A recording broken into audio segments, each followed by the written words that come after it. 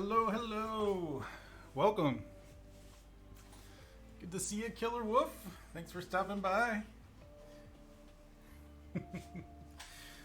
So here it is. This is my main make from the last 6 weeks here.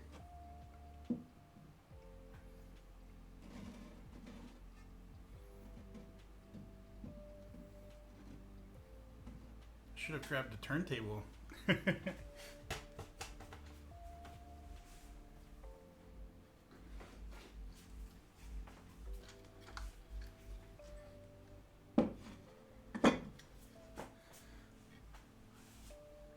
How is everyone? There we go, nice and smooth. I'm getting even a bit closer here. There we go. That's the business. Thank you so much, Killer Wolf.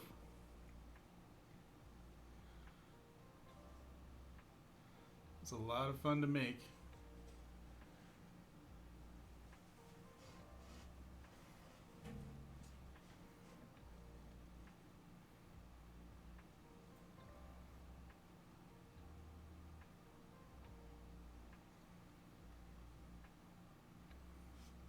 This pot flows like my stream. It's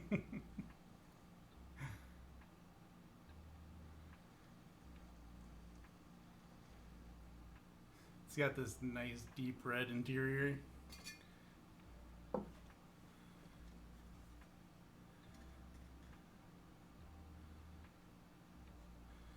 can see the same color on the cups.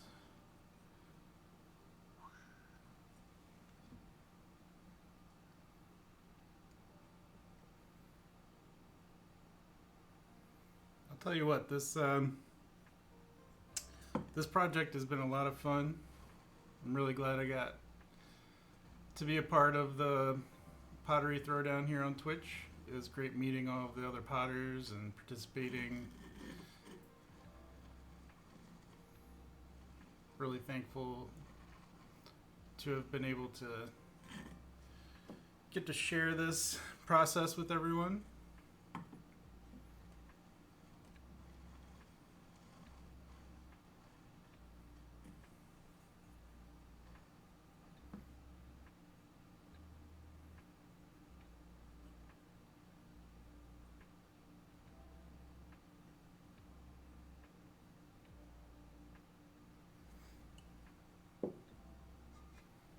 Yeah, you can see all the colors coming down.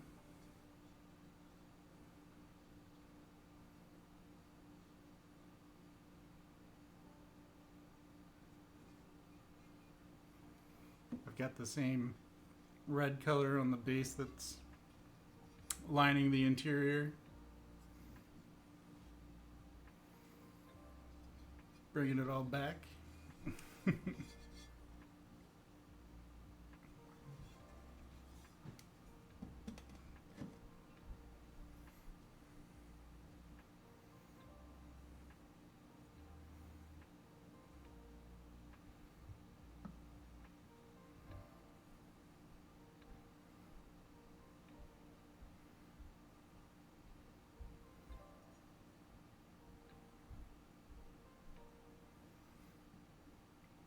So I made a few different sets at the same time. I made all of the pieces on stream, and I did most of the sculpting on stream as well. So let's see, I threw the teapot one night. It probably took 40 minutes or so to make the primary form and all of the pieces to go with it.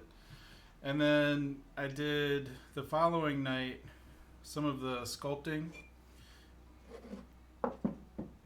And I think I finished all of the sculpting on the main form and then attached the spout and handle. And so that was pretty much a whole stream, which is about 3 hours. And then I did all of the teacups. I threw them one night and then sculpted them another night. And so between the throwing and the sculpting, probably another few hours just in the teacups. So I would say thank you very much. Did you want milk in it? I can go get milk if you want. A splash would be nice. I would say this whole set probably took about 7 hours. Oh, well, actually that doesn't count the glazing. So the glazing, I do a sprayed glaze. So I use an automotive spray gun, and the spray gun, I have to load it with all the different glazes, and this has about 5 different glazes on it in layers to get the effects that are on here. So that was probably another couple hours. So probably somewhere between 8 and 10 hours going into this. 8 to 10 hours going into this set.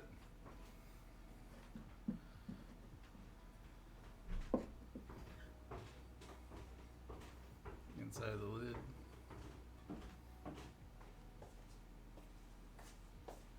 Thank you very much.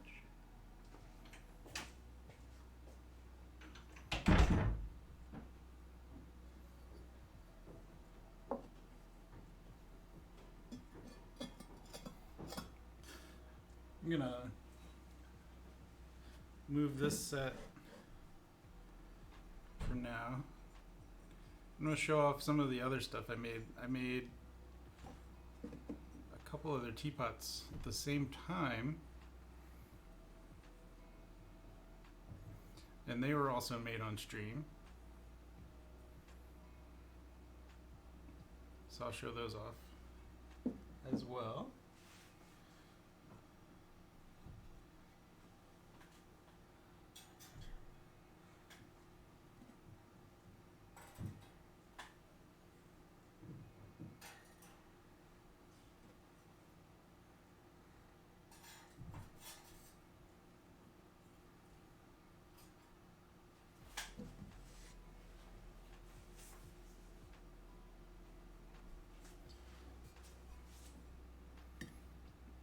So here's the wavy one.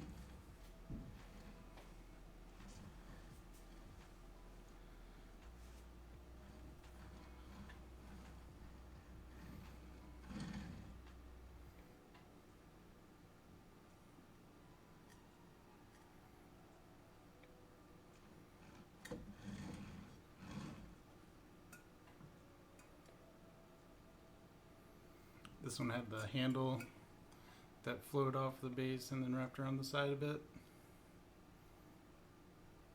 Hey, Mink, how are you? Thank you so much. Yeah, I like the blues. The inside is like a bluish brown glossy glaze. It's the same color that's down here. It's a little hard to see inside of the of the pot. It's just dark in there. So, but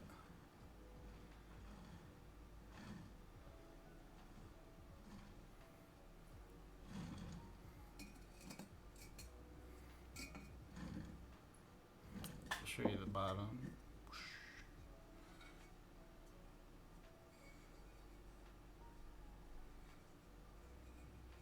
Yeah, this is sprayed glaze. All of the glazes are sprayed on in thin layers. I'm trying to give you a bit of a close-up. So I've got an ash glaze on the rim, and then a flat kind of matte that goes through the middle that kind of flattens some of the other glazes and gives it some texture. And then the bottom, I've got the same glaze that's on the inside, this like floating rutile blue-green glaze, and then I've got a glassy cobalt blue glaze that's going over top of that to really bring the blue out. And then I've got a kind of I call it opal. It's an opalescent, transparent with a bit of rutile in it as well that adds to the blues and the runniness, and it gives it some of this, like in this drip here, this quality where it's kind of lighting up. Yeah, so that's the set of glazes that are on that. And then the teacups came out really nice.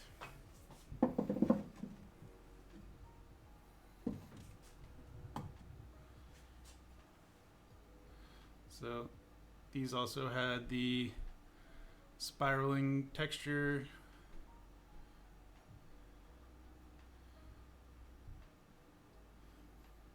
That's what the blue looks like on the inside of the teapot too. It's just hard to see on the camera.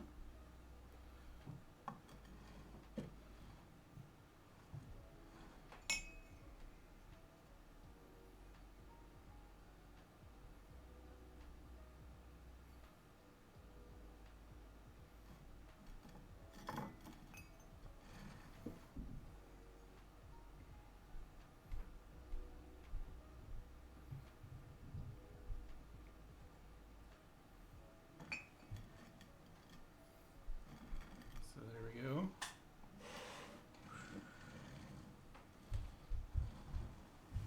Thank you.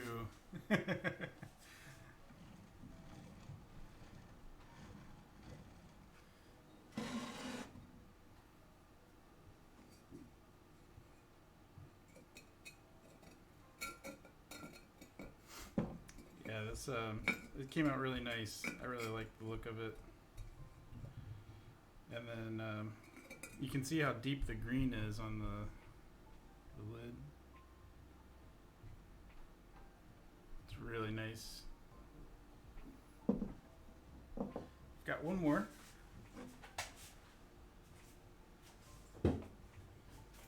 Actually, two more.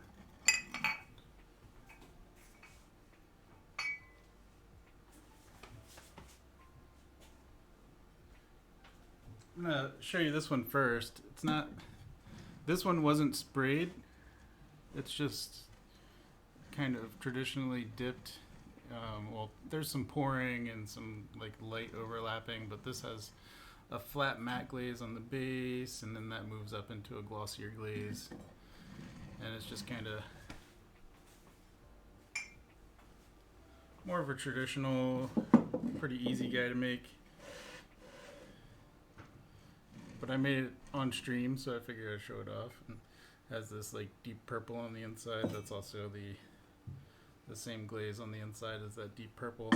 You can't see it inside the teapot, but still nice. So I'm just showing this one real quick, and then I'll show the last one. It's a nice subtle tea set. This is like the the Beauty and the Beast teapot.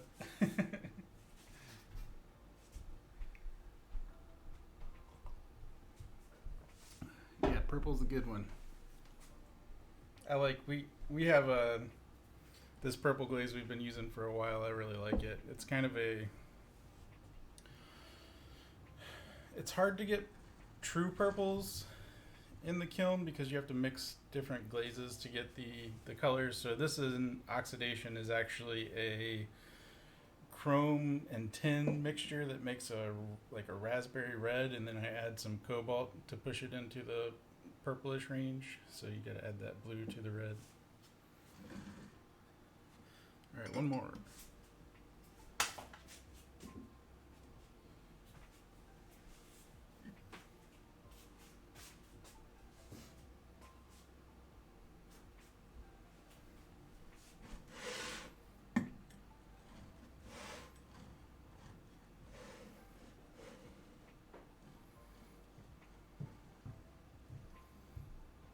This one came out really nice. Thanks, Killer. Appreciate it. So this one also has that deep red at the base. I love the drips on this one. You can see they run all the way down.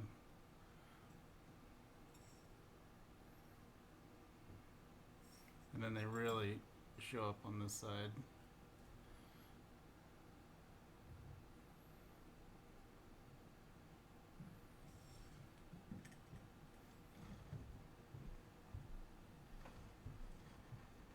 Minky Mink.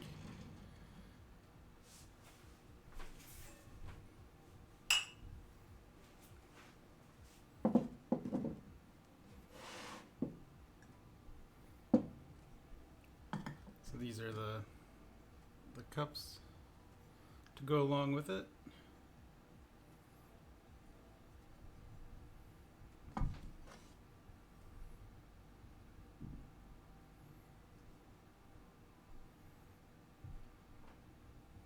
I love the big drips coming down.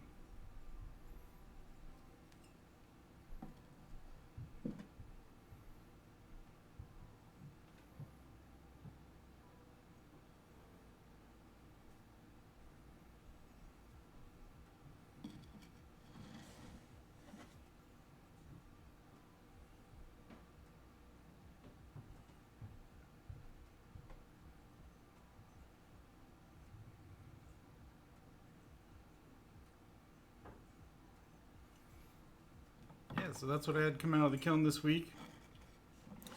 And the piece has been submitted for the throwdown. So if you want to vote, you can check out there's a survey for the popular vote, and I've got it on screen, but just type it in. If you follow that link right there, then you can vote yourself. You get one vote. You vote for whoever you like. There's lots of really, really awesome work on there. Everyone's really talented, and lots of really unique pieces came out of this event.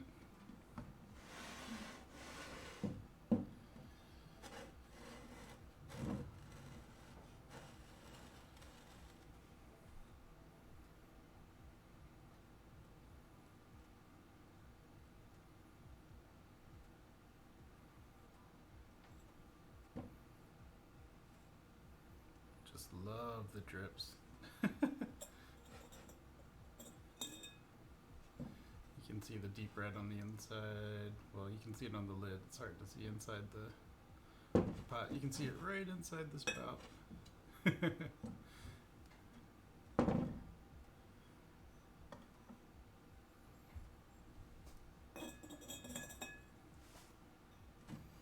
Again, it was a lot of fun making these pieces.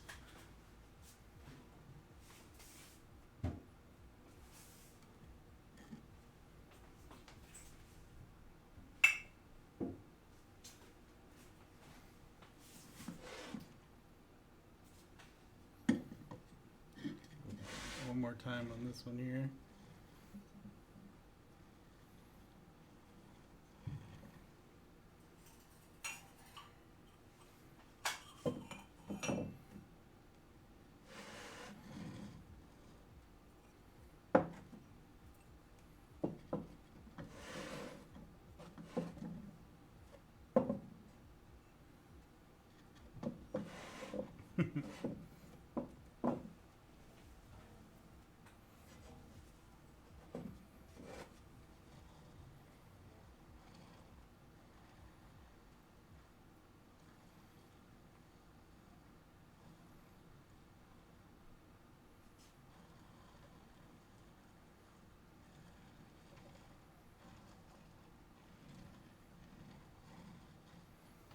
Really happy with how these came out.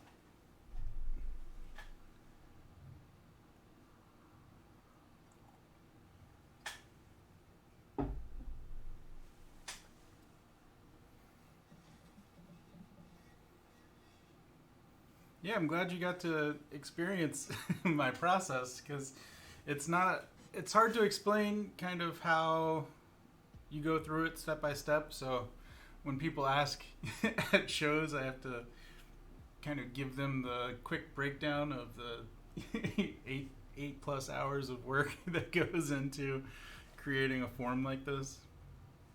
And it's just really nice that I have it documented, and that some of you got to see it made start to finish. And yeah, it's very enjoyable. I'm really glad that I started streaming for this and get to be here every week showing everyone what I do. It's a lot of fun. Alright. If anyone wants to see these through the course of the night, I'll keep showing it off. But I'm just going to make some cylinders in the meantime.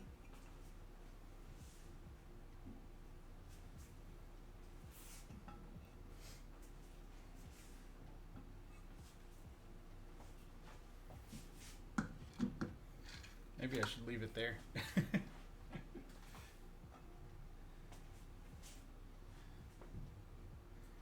Put it there for now.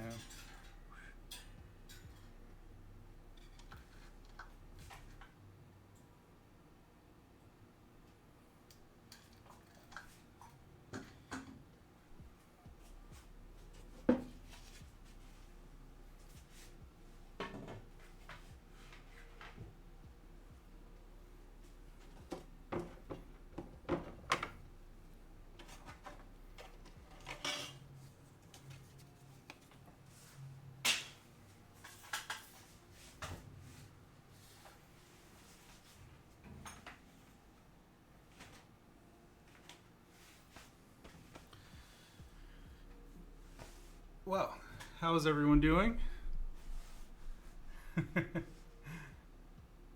I'm ecstatic. I'm in love with how everything turned out, so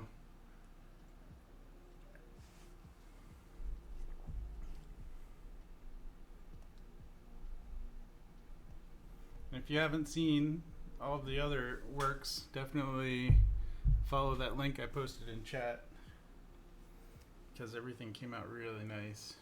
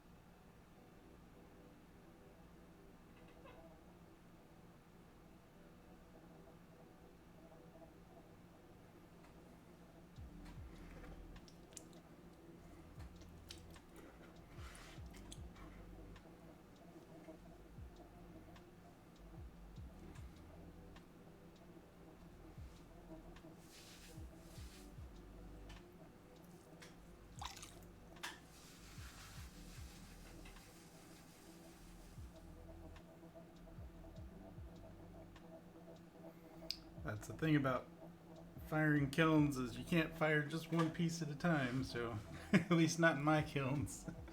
So I'm always going to end up with lots of pieces. So I use a lot similar process to finish the other pieces so that it's easy to kind of go through and get them all done at the same time, so it doesn't feel like, even though it's a lot of work and it's taking a lot of time to get to finishing, the steps don't feel quite as bad because you're working on lots of pieces at a time, so it's feels like you're moving through it pretty quick.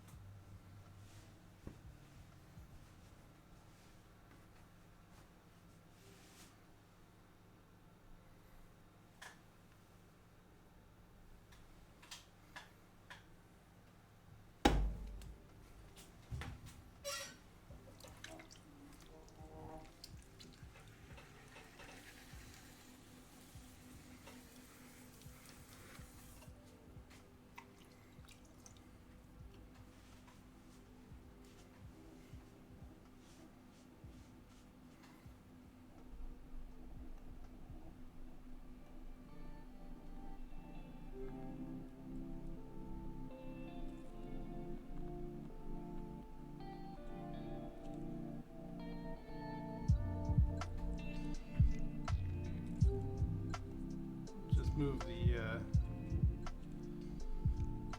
music up a little bit so we can chill out and make some mugs.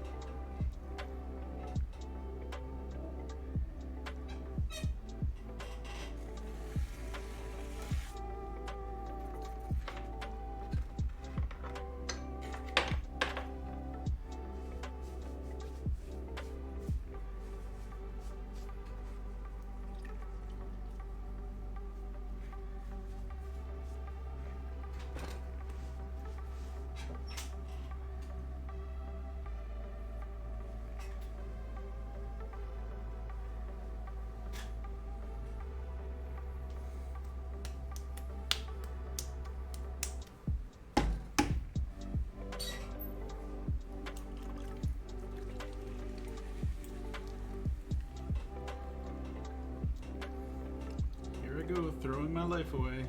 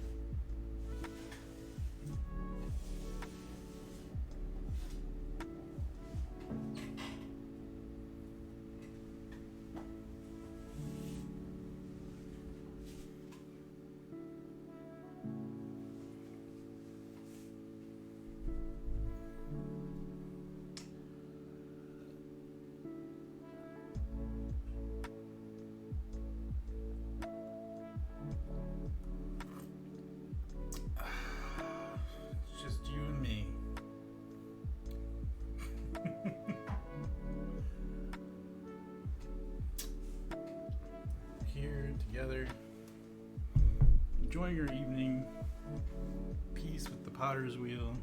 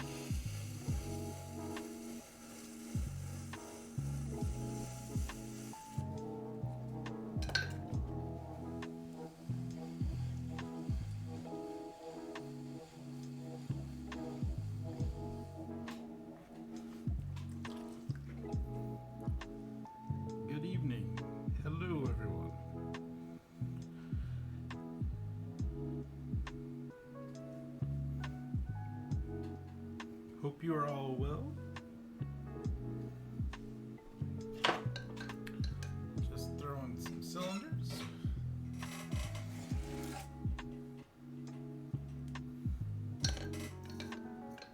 you're just tuning in,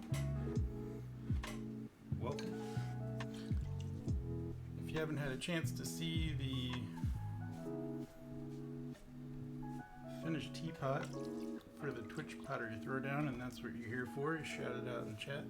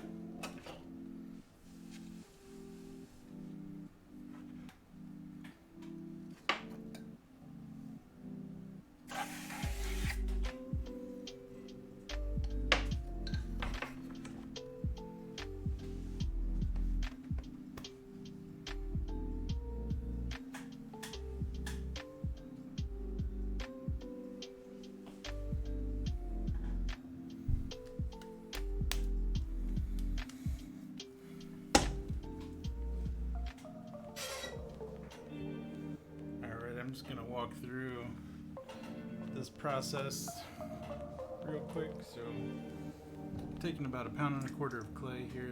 I've got it thrown down on the center of the wheel. I'm just gonna start by wetting the surface, and then I'm gonna start compressing that clay down towards the wheel head, pressing it at an inward and down angle, and then I'm going to start compressing it into the center of the wheel, squeezing it up into a tall tower, and then pressing it back down. As you do this is a process called coning. It's working the clay into a uniform state, trying to get it workable on the wheel. Again, always keeping that pressure inwards and downwards towards the center.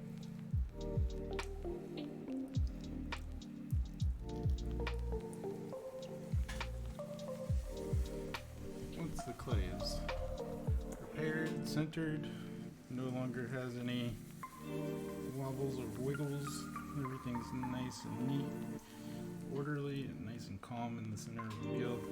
Then I'm going to open it up. I press right down into the center.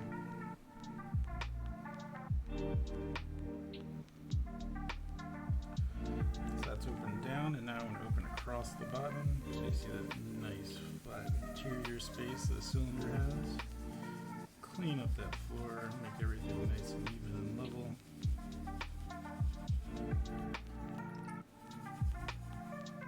Give it some compression.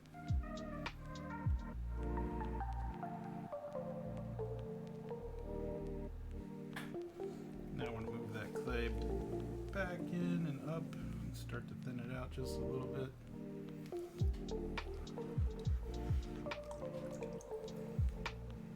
Now I'm changing my hand position. My hand that was on the outside now supports the interior space because all of my solid clay is in this wall. Start giving it a little compression. I'm just kind of pinching the clay. When I pinch in, it's not a continuous movement inwards. I set a depth with my fingers, and then I just move straight up through that clay.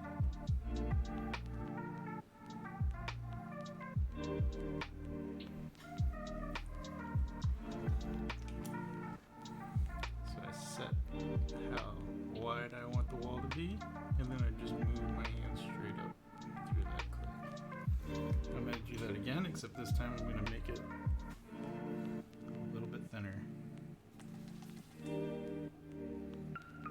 This is called collaring, where I move the clay in, make it a little narrower. I want to continue having the movement of the cylinder move in and upwards. Pressing in at the base, trying to get all that extra clay that's right there at the bottom moved up into this cylinder. Hold that compression and move up through the wall.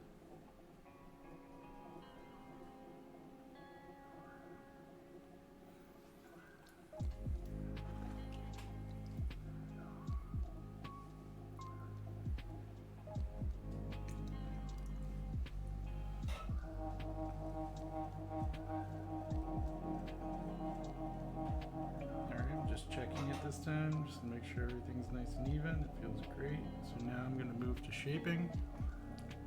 First thing I want to do is get all the extra moisture and water out of the inside. Don't want any standing water inside this cup. If there's standing water in it when it's drying, it'll crack right through the bottom. It's really important to get rid of it.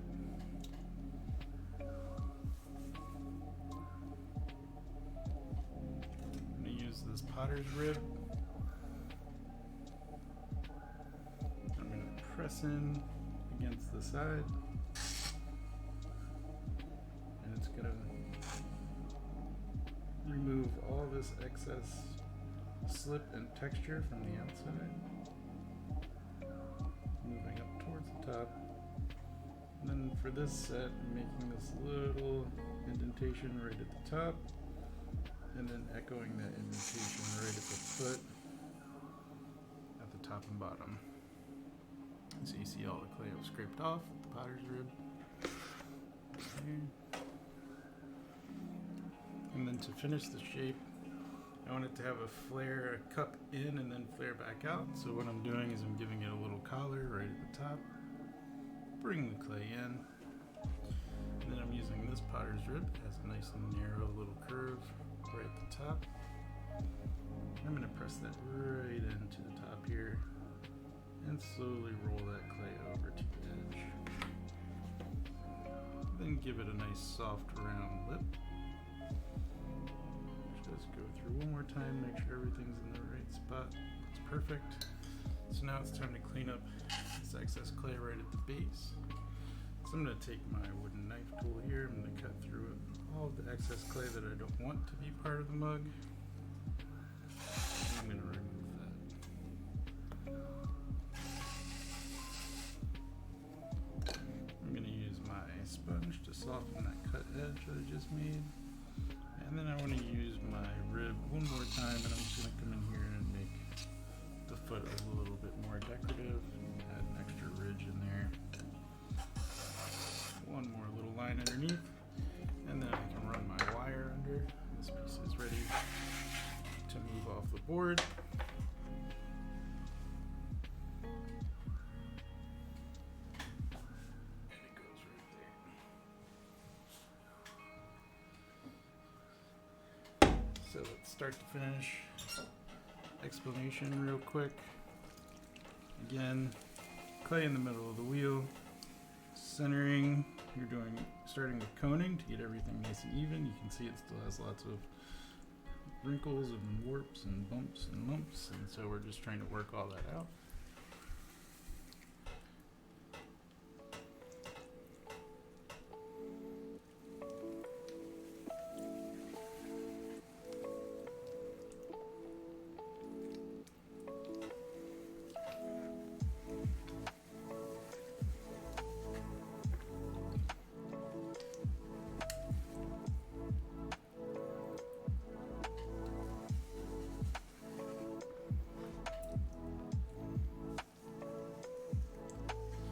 Again, once this clay is worked and in the center of the wheel,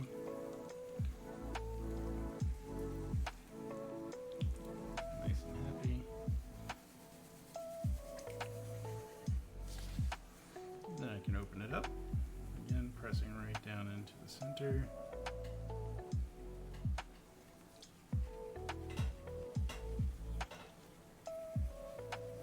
And then out from the center to the side.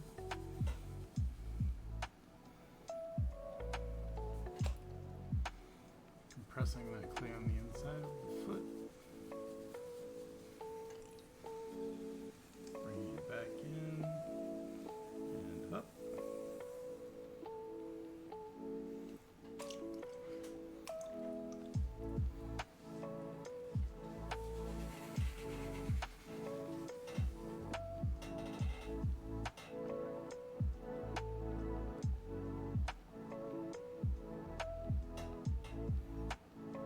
Start by thinning out the thickest spots.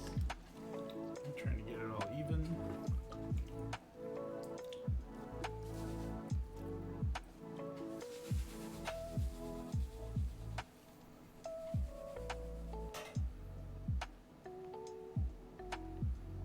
One more time to thin it out.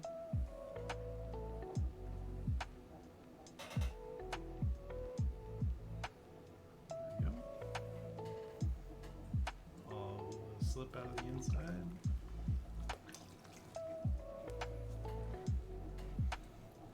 Let's give it a little collar, bring it all back into the middle, nice and tight here. Then I'm going to give it a little cleaning on the outside with the potter's rib.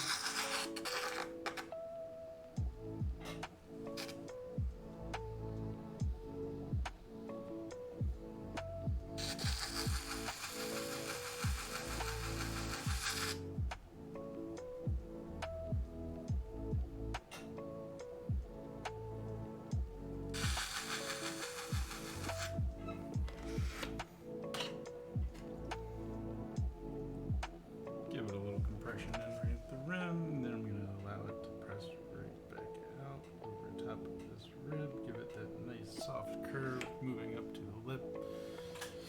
go ahead and round out that top edge. Nice soft rim for drinking out of. It's real nice against the lips. You don't want anything sharp right there. Lips are very sensitive. And then I'm going to go ahead and clean up the foot. Get rid of all the excess clay.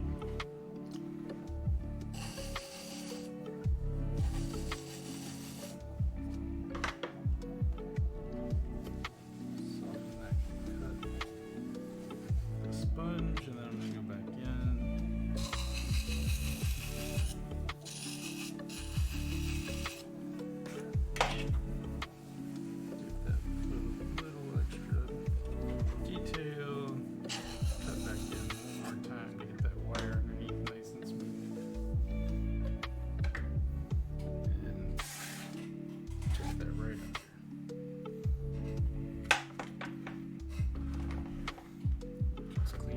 Up.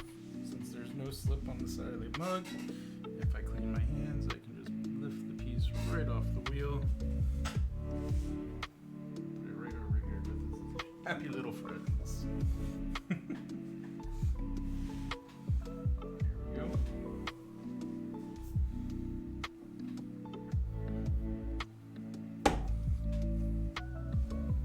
I'm going to do a couple more of that shape real quick. Something else.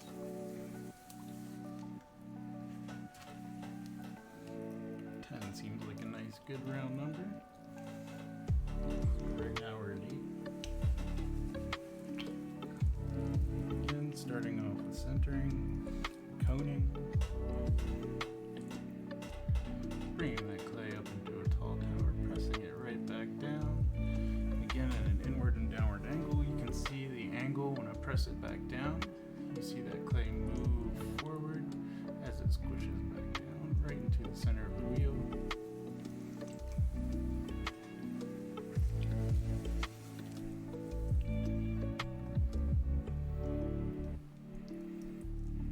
One more time.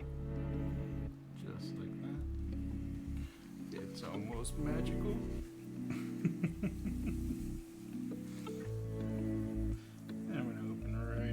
Center. And then out to the edge. So, bring that clay back in and start to move it up. Just like that. Give it a good compression right in the foot. And then start to even out all the clay in that wall. Everything nice and even. I'm going to give it a little collar just to bring it all in, so everything's moving inward and upward.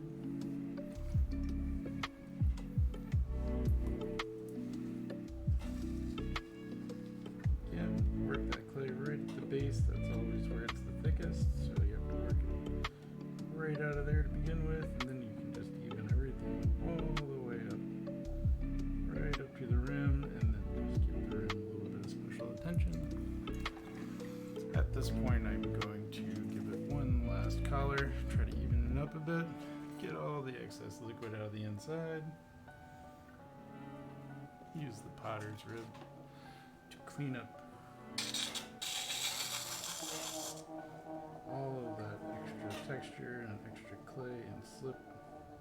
Slip is the liquid clay on the surface that's been made because of the water that we're rubbing against it.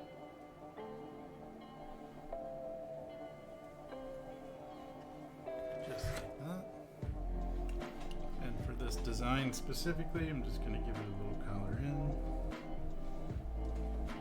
And then I'm going to use this rib to shape it right back out. Because what I want is that nice soft curve right there at the top.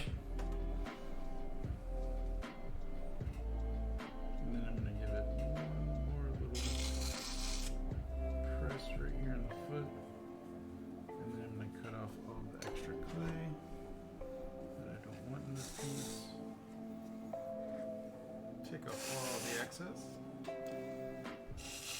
Get a little ridge under there, soften everything up with the rib. Soften the rim. Gotta have that nice and soft. No sharp spots here.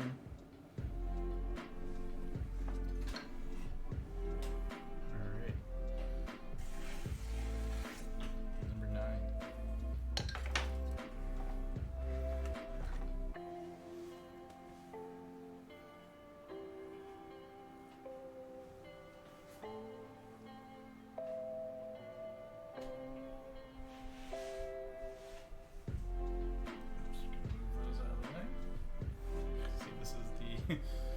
The board of mugs we've made. See, they're all fairly uniform. I'm not trying to be 100% perfect. I'm not measuring anything. I'm just kind of trying to use the exact same technique every time and hope they come out even from that. Using the same amount of clay. So it all tends to be fairly uniform.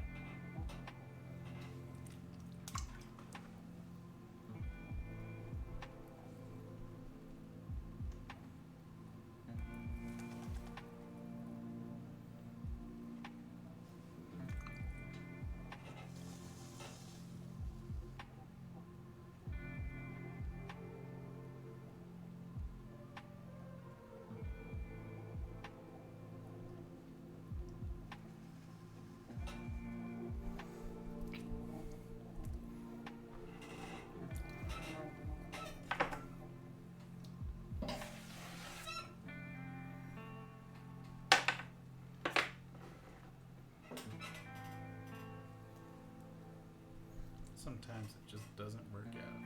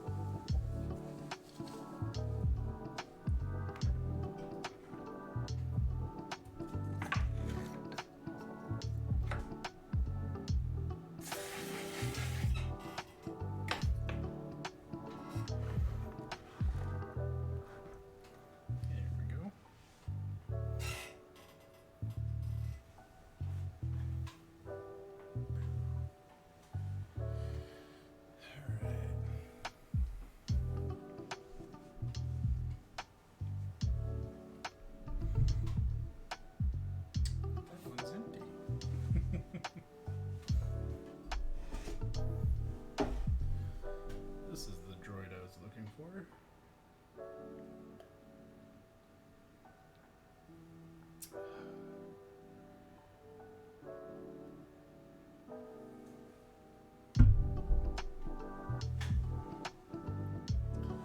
Alright. Need another shape. Another shape.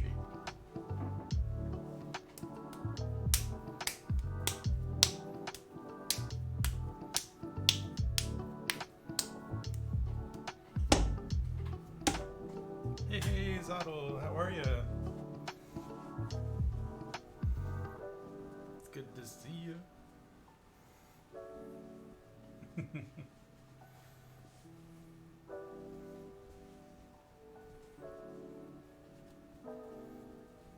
Tired? Yeah, I bet.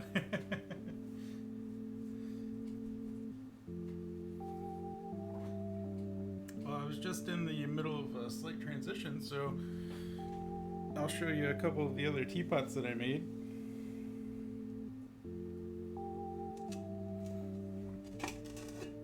I'm doing well, doing well.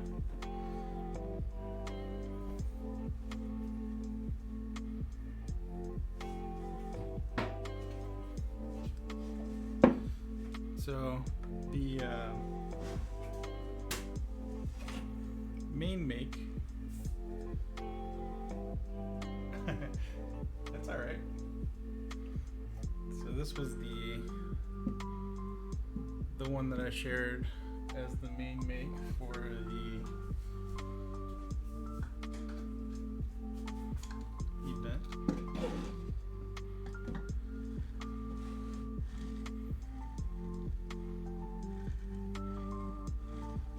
Yeah, it came out really well. Just gonna hold that there and show you the bottom.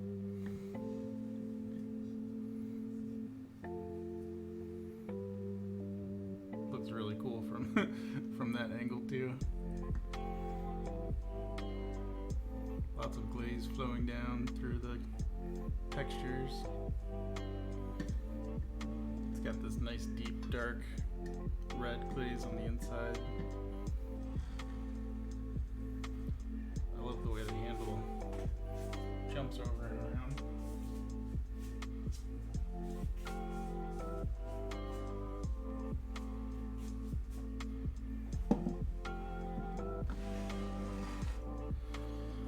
Here are the little teacups.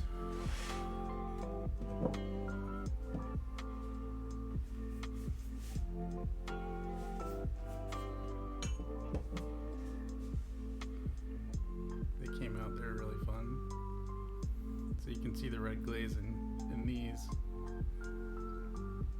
It's the same color on the inside of the teapot, but the light doesn't show. It just looks like a dark, dark spot in the middle if I take the lid off.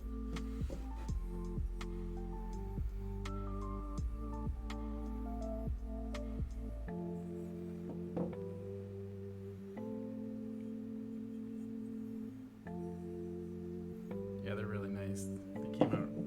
They came out really good. I like the transition from glossy to matte towards the surface, towards the top.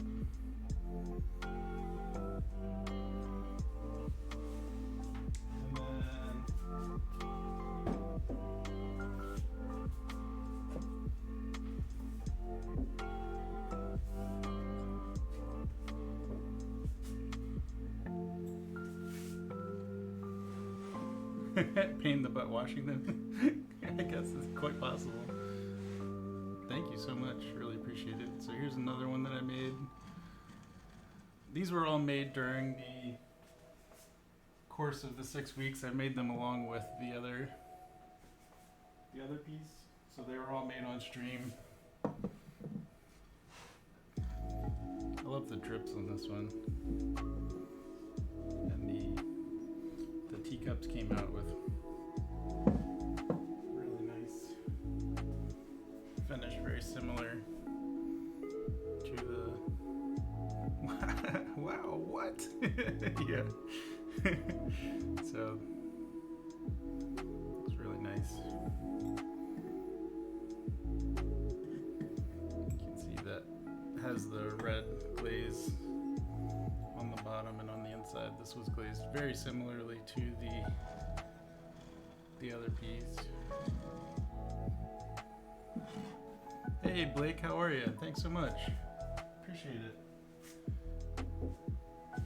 You're still working on your one? Yeah.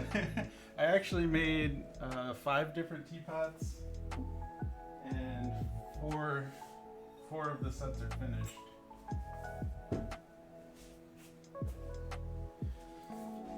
This one's real subtle. This one wasn't sprayed like the other ones. It's got a different glazing technique. It's got a nice soft matte glaze. So this one's like different. It's like matte at the bottom and then glossy towards the top. You can see how the light changes as it moves across the surface. And then nice deep dark purple. But you can't potter every day. I know. Yeah.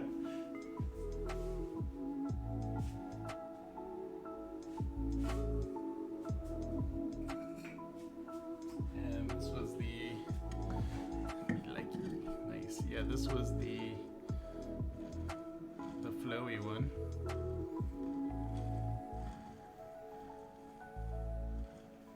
So this had the handle that moved around the bottom, and then it's got the waves that move all the way around the top, and that texture moves all the way into the lid. Yeah, and the handle jumps up on the back. That makes it actually feel a lot lighter because of how close my hand is to the center of gravity here. So because I can hold it here, it makes pouring it a lot easier, especially if it's full of water. It makes it feel lighter. So the position of the handle is really important. And then we've got these mugs to go along with that.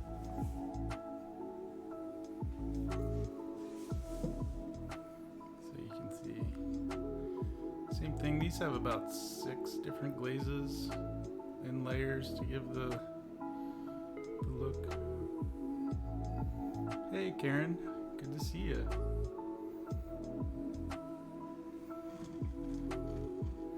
Yeah, I was using it's like a green ash glaze, and then a floating blue-green rutile glaze.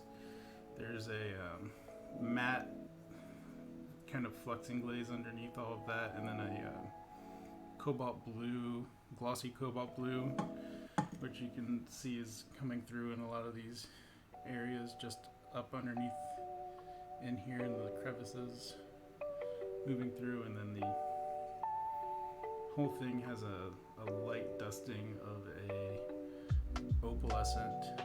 Hey Lisa. Oh, you're just joining. Awesome. Good to see you. Yeah, I'm just showing off some of the tea sets. And this has that same, this has the blue on the inside. This big teapot has the same blue on the inside, but you can't see it. But that color comes back at the base, so you can see there. That blue color, the blue rutile that comes in right at the bottom. And you can see hopefully you can kind of see the surface a little closer there, and that's like, just it's got a subtle variation and kind of mottled finish all the way through. Yeah, it's a nice little family. Exactly. Yeah, so those were the 4 teapots I pulled out of the kiln this week. I got the teapots out on Saturday just in time to submit them for for the event. So yeah, I've got 4 brand new teapots that came out. Really excited about that.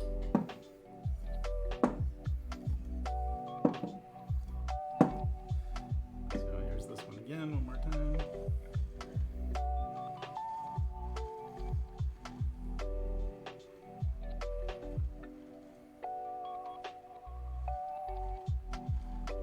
Yep, layering the glazes, cobalt at the bottom, and no running. Not on this one. I didn't have any of the... So I tend to make sacrifices to the kiln gods before the firings. Yeah, these are done in oxidation, Blake. And instead of sacrificing pottery to the kiln gods, I had to sacrifice an air compressor and the fan in my spray booth. So in case you missed it, Karen, here's one. I had some drips. You see how close that one got, but no running. So it got a good long run on that. Yep. But I really love how that turned out. Yeah, it's actually a fake ash using different frits.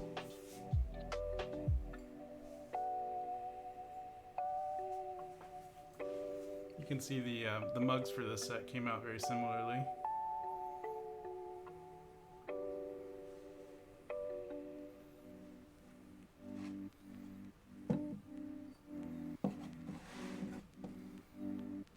So there's four cups to match each set. Did you see the main one, Karen? I was showing it off. You may not have been here yet.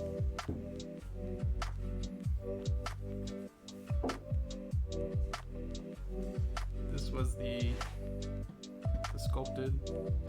The red is a glaze called red orange. Blake.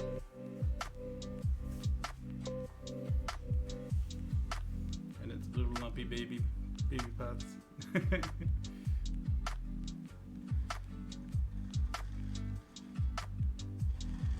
So there's a lot of subtle color variations moving up through this.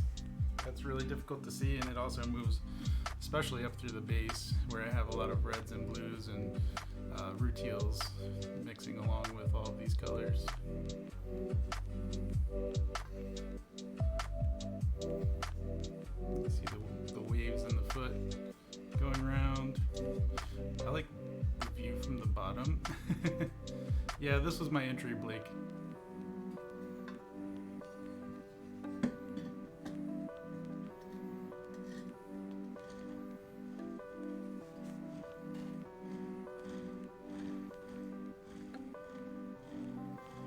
I mean, I made the 5 different sets, and I didn't have the time to kind of photograph everything and ask people what they thought I should submit, so I just kind of picked the one I spent the most time on. And with all the sculpting in these, it was kind of like, I felt like I should submit it because I spent the most time on stream making them.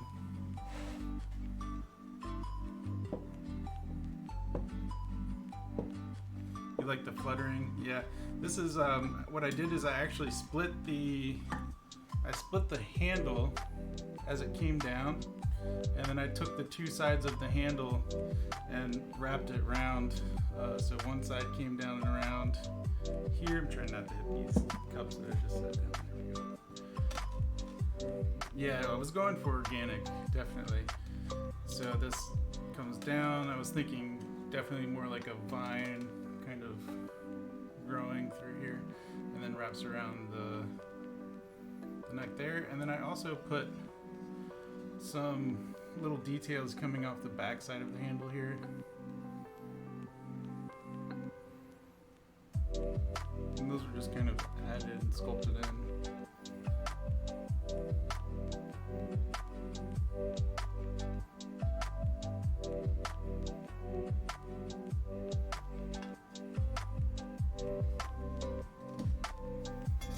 So the lid, and you can see that same iron saturate red on the inside.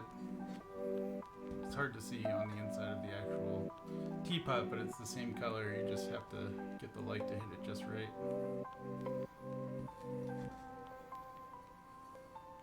Yes, with the sculpting, the T-bowls are very, very comfortable in the hand, actually. And the handle actually feels really nice. I tried to get it so it felt really good. This is also a good center gravity pot where your hand is right over the center, so it's real easy to pour. And so if you want to, you could.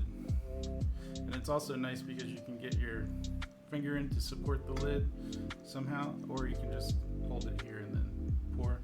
And it's really nice. I actually filled this with water, and this teapot fills all 4 of these cups exactly 2 times. There's nothing left over. You can refill each cup 1 time, so you serve once and then you can refill once, and then that's the exact amount of liquid inside the teapot, so that was really cool.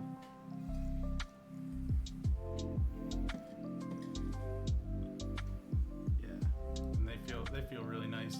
I love the little bits of sculpting right at the base of those to give them a little lift on the table as it goes around.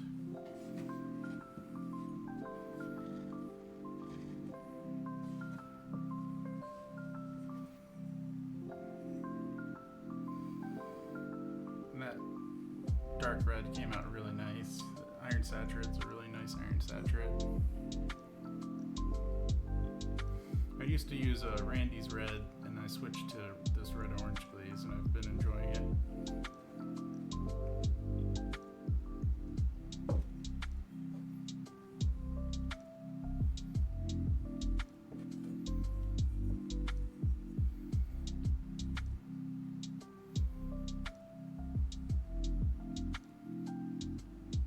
I'm using a Spanish red.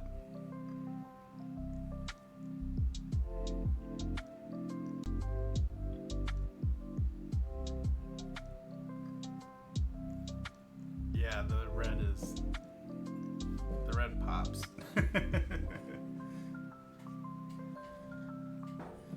Yeah, I like it. It's like very fitting that this one's kind of like it's got the 4 lobes like a 4-leaf clover. For St. Patty's Day. Also wearing my green, so you know. I'm typically wearing green. Can't really get away from that.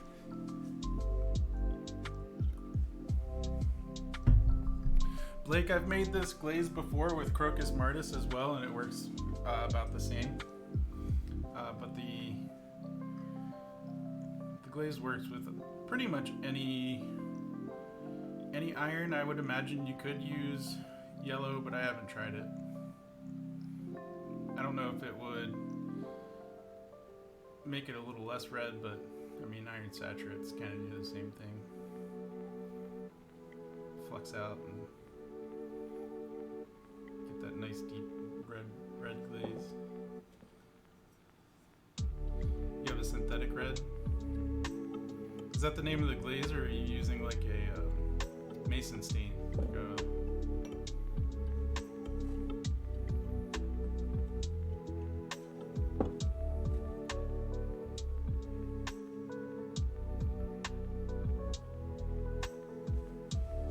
I'm really happy with how this came out. I was really excited when I opened the kiln, to say the least. I was worried about running and dripping and all sorts of things, because this has lots of layers of glaze on it too, and especially at the bottom you can see it's running through the texture. But that's also one of the reasons that I leave these large feet here, because the lip that the foot makes can catch a lot of that glaze before it falls off. You can actually kind of see that on it's called synthetic, it's more pure than Spanish. Nice. Well, then that would work just fine. I believe the original recipe for this is a Stephen Hill recipe, and he was using a 90% pure iron oxide that he was getting from Archie Bray or something. I never went out of my way to get it because the suppliers I use don't have it, so it wasn't something I was working to. But you can see right in here where this glaze is like really collecting, and then it just wants to just about pour over, but it doesn't. It just is really like building up in this little lip that's being created, and the foot on the pot. So this was actually something I was worried about, especially the little pots, the little teacups, because these don't have feet. They just come right down to the base, which is why I gave it a little bit more tolerance with the wiping of the foot, just to give it some extra space in case it did run a bit more than I wanted it to. So yeah, but it came out nice. And with these really running down, these have like just a really slight foot, but it's just enough, even if the glaze did run all the way down, that it would catch it. Here's actually the foot caught this drip coming down around the handle actually on this piece.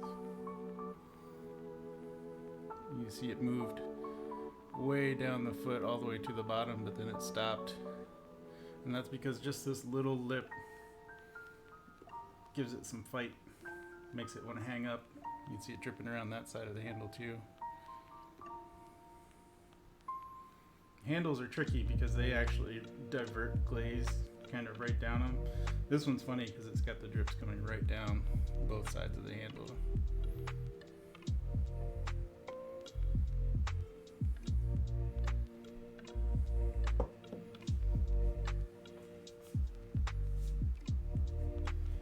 And with all the drips on this teapot, it didn't have a foot. But luckily that drip stopped right in time. There's like just enough gravity, and then the raw clay slowed it down enough that it didn't push any further. We're all smiling great. I'm smiling too. I'm super thrilled with how they came out.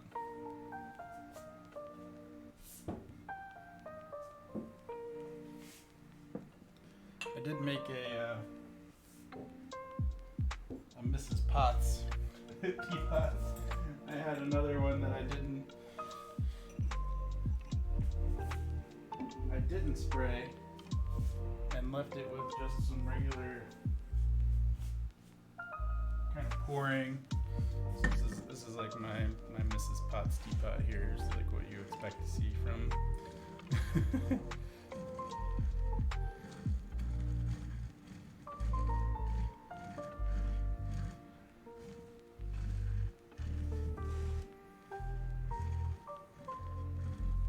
I spray my glazes on all of those other ones I sprayed. This one is not sprayed. All the cups, all the three other teapots, those were all sprayed. And then this one was just dipped and poured. I did it to save a bit of time and to have basically fill the kiln. And I didn't have a good plan for this one, so I just used some quick glazing techniques to get it taken care of. Fill the kiln up so I could get the other ones out in time. I had,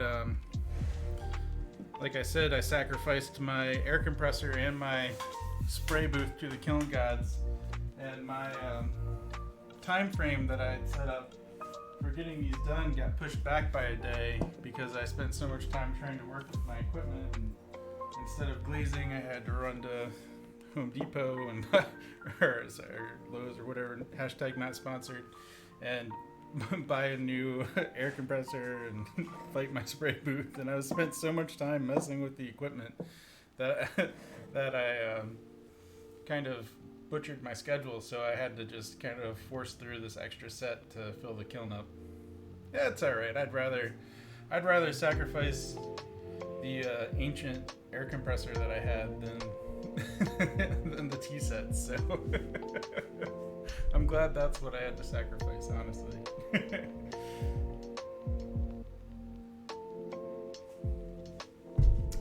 But even though this is simple, it's still nice. I like this is a nice soft matte glaze. So this has like a matte glaze at the bottom and then moves up to a glossy glaze. It's got a decent transition. It moves into that deep dark purple on the inside. This is a lot of fun.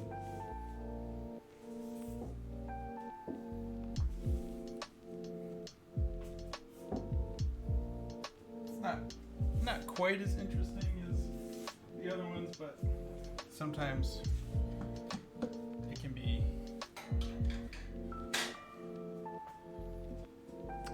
Soft Desert SW satin white.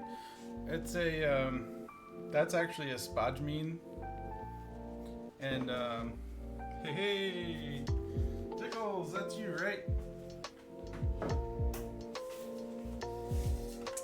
And the spodumene glaze that I use is yeah, hey Pickles, good to see you.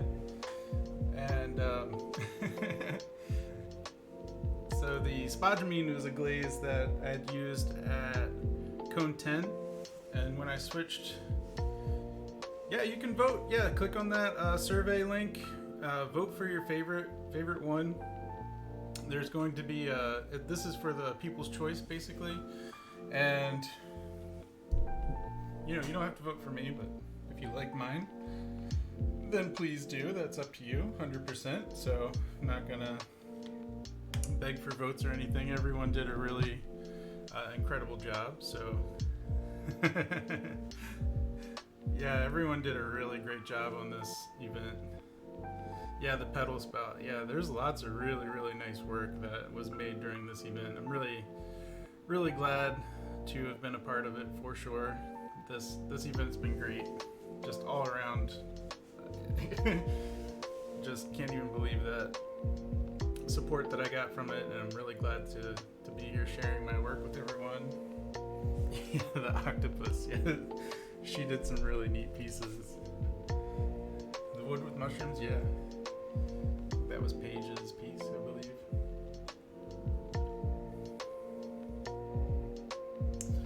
Oh, I like them all. I think everyone put their own style, their own flair, and it really came together. Yeah, the bird. Apparently the bird was a play on a D&D teapot. Yeah, definitely, Zottle. The best part was just meeting everyone. Now we have this nice community of potters that get to hang out, talk, and we've been, rating each other and hanging out, answering questions, sharing our... I was actually just about to post a photograph of what my setup looks like, because in the general chat on the Discord, everyone was posting the how we stream. So I was going to post that after I get done tonight. But yeah.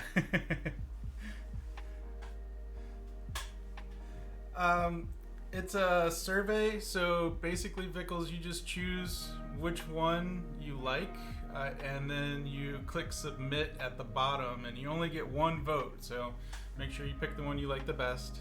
No. Oh gosh. You didn't see the main set? You mean, how do you only pick one? Oh, yeah. I don't know how you only pick one. I haven't voted yet. Yeah, you have until March 21st. Yeah, it's what I showed. This piece is what I submitted, the really sculpted one. And the photograph has the... Yeah, it's definitely a hard choice. I was like, I'm not gonna vote for myself, so I'm still kind of deciding which ones I like the best.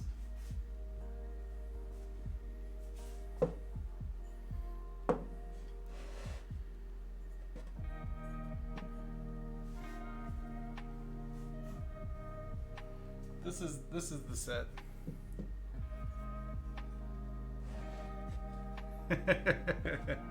Yeah. Maybe next time we can do the Great Pottery Throw Down Toilet Make. Oh my god, I can't even imagine trying to fire that.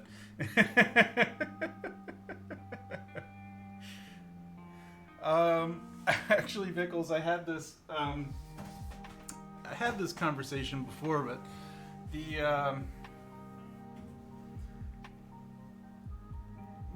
it's like, oh boy. What's the strangest thing that I've ever been commissioned to do? So I've made a lot of different things. One time someone commissioned me to refinish their ceramic lamps, and I told them that I didn't know what kind of clay it was, and that if I fired it, it was quite possible that I would melt them in my kiln and that they would be destroyed. So I said the best thing that I can do for you is match the color and just try to brighten it. And like I ended up the nice, Karen, good job. The compromise is that she wanted me to literally paint them. So I painted these ceramic lamps to match what they looked like. Because one of them was next to where her husband sat all the time, and I guess he was a smoker, and it was completely discolored, and they didn't even look the same. And that was really weird. And then, so that was like a restoration. I've been commissioned to repair sculptures. So there was an art gallery that got a shipment in of this really elaborate sculpture, and I had to repair it. And so I did some repair work on that, which was really interesting. And then one of the other things that I did was I had this gentleman who lived in Ethiopia for a while. He commissioned me to recreate a Ethiopian coffee pot. And it's a 2-spouted coffee pot. So it's got a completely round bottom, which is pretty typical of ceramics in Africa and different places. Even Native Americans make completely round bottoms, so you have to make a ring for it to sit in so it can be supported. So the piece had the ring, completely round bottom, and then it came up and it had a really long bottleneck and a hollow handle that came off the top of it, and then 2 spouts for pouring. And so I had to remake this kind of Ethiopian coffee serving piece. It was done in this, I tried to do it fairly traditionally, so I used a pit firing to fire it black because it looked very, the ceramics was burnished, it had no glaze on it, and it was almost like the black on black Maria Martinez pottery, but it didn't have the decorations or the designs. It had a very simple kind of carving through it, and it had a twisted rope design that was put on it. So like you take a twisted rope and then roll it over the surface, and it makes this unique texture. So because I knew what all of the textures were, I was able to recreate that pretty quickly and easily. But that was a pretty unique commission that I got to do. The gentleman was really happy with it, and I actually remade it for him again. I made him 2 of these these Ethiopian coffee pots, and he actually does this. He like runs a group. I don't think they're meeting during COVID times, but it was for retired peoples, and he asked me to come present like myself and my work and what I do. So I went, and he hired me to kind of go over and talk to his group for him and give a presentation and showed off what I do. And so I ended up forming a bit of a relationship with that gentleman. Yep. But that was a really strange, I guess it's called, where you're recreating something that's already in existence. So as far as like making something from scratch that doesn't really have something, where it's not like fixing something that exists or recreating something. I've made people some, I do a lot of plate sets and pretty traditional stuff, and I've had people really kind of start to go kind of crazy off the walls, and I always run into roadblocks when I'm working with people with their own ideas, which really stinks. But I think a lot of people get it in their head that they're hiring someone to make their vision because they can't do it, but what they're really doing is they're hiring an artist to create an interpretation of their vision. And I've had people order, I had a set of lamps that I made from scratch with shades and everything and all the wiring and everything that you put into it, and then the person didn't want it at the end, which really stinks because that was when I got to the point where I was like, okay, from this point on, I'm taking a 50% non-refundable deposit, and that's kind of my style now. Like, I won't make anything someone asks unless I get that deposit, because this person basically ordered these pieces and then never paid me, and I ended up with these lamps that I literally still have in my garage collecting dust because it was her idea, what she wanted, and then didn't want it after it was completed, and I was like, ouch, that really stunk. So you have to be really careful, and so I don't take commissions for things I don't think I can make, and I try to only take commissions for things that I like to make. Yeah, if you type in !website, that should pop up, or you can just go to amusedstudios.com. That's amusedstudios.com. There you go. Yeah, just pop on over there. Welcome. Good to see you. And I've got a bunch of. I have a gallery on my website that you can check out, and there's lots of stuff on there. Hopefully these teapots will go up on there soon. Nightbot has good timing, right? Yeah, Gumby in chat last week told me about something called, or I don't even remember what it's called, but where I can use my voice to create the commands. So I'll see about that. I'll be like talking to Alexa during the middle of the stream, trying to get her to bring up my website, right? Oh, you're welcome. Thank you so much for checking it out. Yeah, so I've definitely been kind of iffy on commissions, but I love making things for people that they want. So most of my wholesale work for businesses, I design the pieces, and then my wife custom carves the logos most of the time. I've done one or two, but she does really intricate logos and carvings, and so she does most of the logo carving. And then we do all the custom pieces. So we've got a couple breweries that I make work for, and a big race that we make work for, and lots of other things. But I typically try to keep my commissions within the realm of the things that I'm already making, and I don't want to create a product that I'm not going to be able to sell. So like the lamps, right? Like I don't sell a lot of lamps.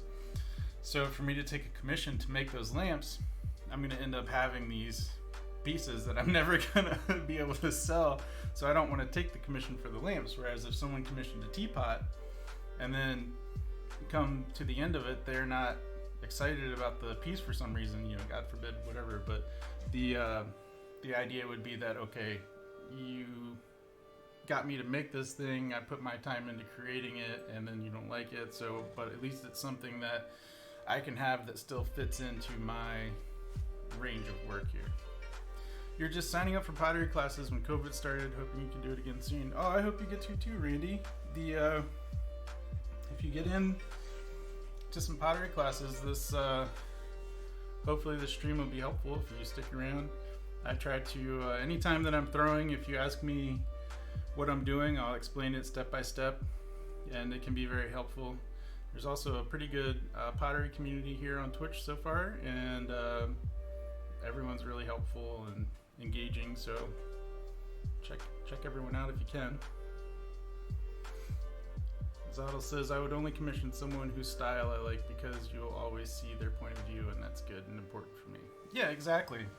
That's kind of the thing that I didn't understand with some of the very first commissions that I got burned on was, why would you even order that thing from me if you didn't want it in the first place, right? Like, you see my style, you see the type of work I make, and then you're gonna not want it, like you commissioned my interpretation of your vision, not me to get inside your head. I'm not psychic.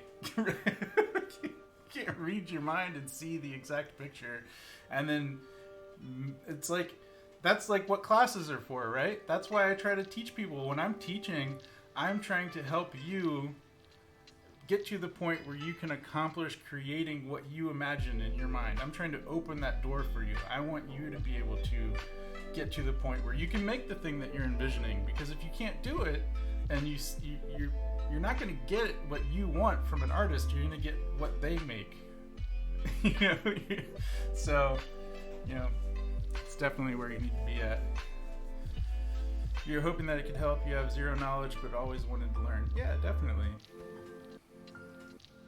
Where am I streaming from? Trying to figure out time difference. I am streaming from the east coast of the United States.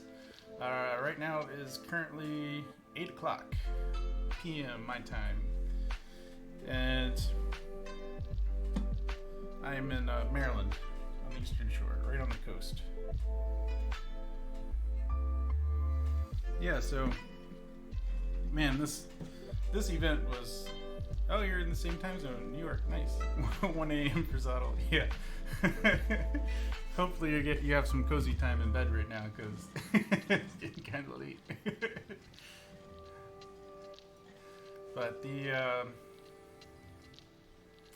best thing you can do when you're trying to learn is to pay attention to what someone's hands are doing. Listen to the words they're saying and try to take it in, but you also need to be comfortable and just watch what people's hands are doing, because sometimes their hands do things that they're not saying out loud. Not everyone has the ability to interpret every action they make. Like hanging out with Robert. He goes, yeah. Well, we like hanging out with you too, Zottle. Thank you so much. I at least try to make it a comfortable stream. Oh, thanks so much, Sam. Really appreciate it. It means a lot. Yeah, I try to make it engaging and fun, and make sure that everyone gets a little bit of something out of the stream, because that's what we're here for. I want everyone to experience the wonders of clay. Show you some of the epic things you can do with the material. So, Randy, I'm just gonna go through. I'm gonna throw some cylinders here. Randy Rose 54. So, if you're gonna start working with clay and you want to use the wheel, the most important thing I can say is that you need your left arm locked. So if your elbow is free in space, like mine is right now, you're never gonna get the clay centered. Will the next throwdown be on Twitter? Will I receive email prompts? I don't know. This was a community event. Probably not on Twitter because they don't do live video. But the best thing that I can say is that if I get involved with another one, that I try and post on social media. I missed a couple days posting on Twitter and Facebook before my stream, but most of the time I try to get a notification out there before I go live. Polly wants to do it again next year. I think that would be great. That would really be great. So if your arm is locked, and I try to lock it into my inner thigh or my hip or my leg or something, but this arm needs to be in your core. Yeah, you want to use a wheel. Yeah, well then, and this is important then. So you lock your arm, you're pressing with the heel of your palm. You can actually see where the clay is pressing right here, right along this point. And so what I'm doing is I'm using my torso, my upper body, to press and lean into the clay. I'm only pressing in about a 1/4 inch or so, not very much. So my hand rests just up against the side, and then I lean in a little bit. And that starts to move the clay towards the center. This can be done, centering the clay can literally be done with one hand. You just lean forward, hold, and centering is about being still. You have to center yourself. Be still, and then when you're ready, you relax, leave your hand in place, and slowly take your hand away, and that's centering.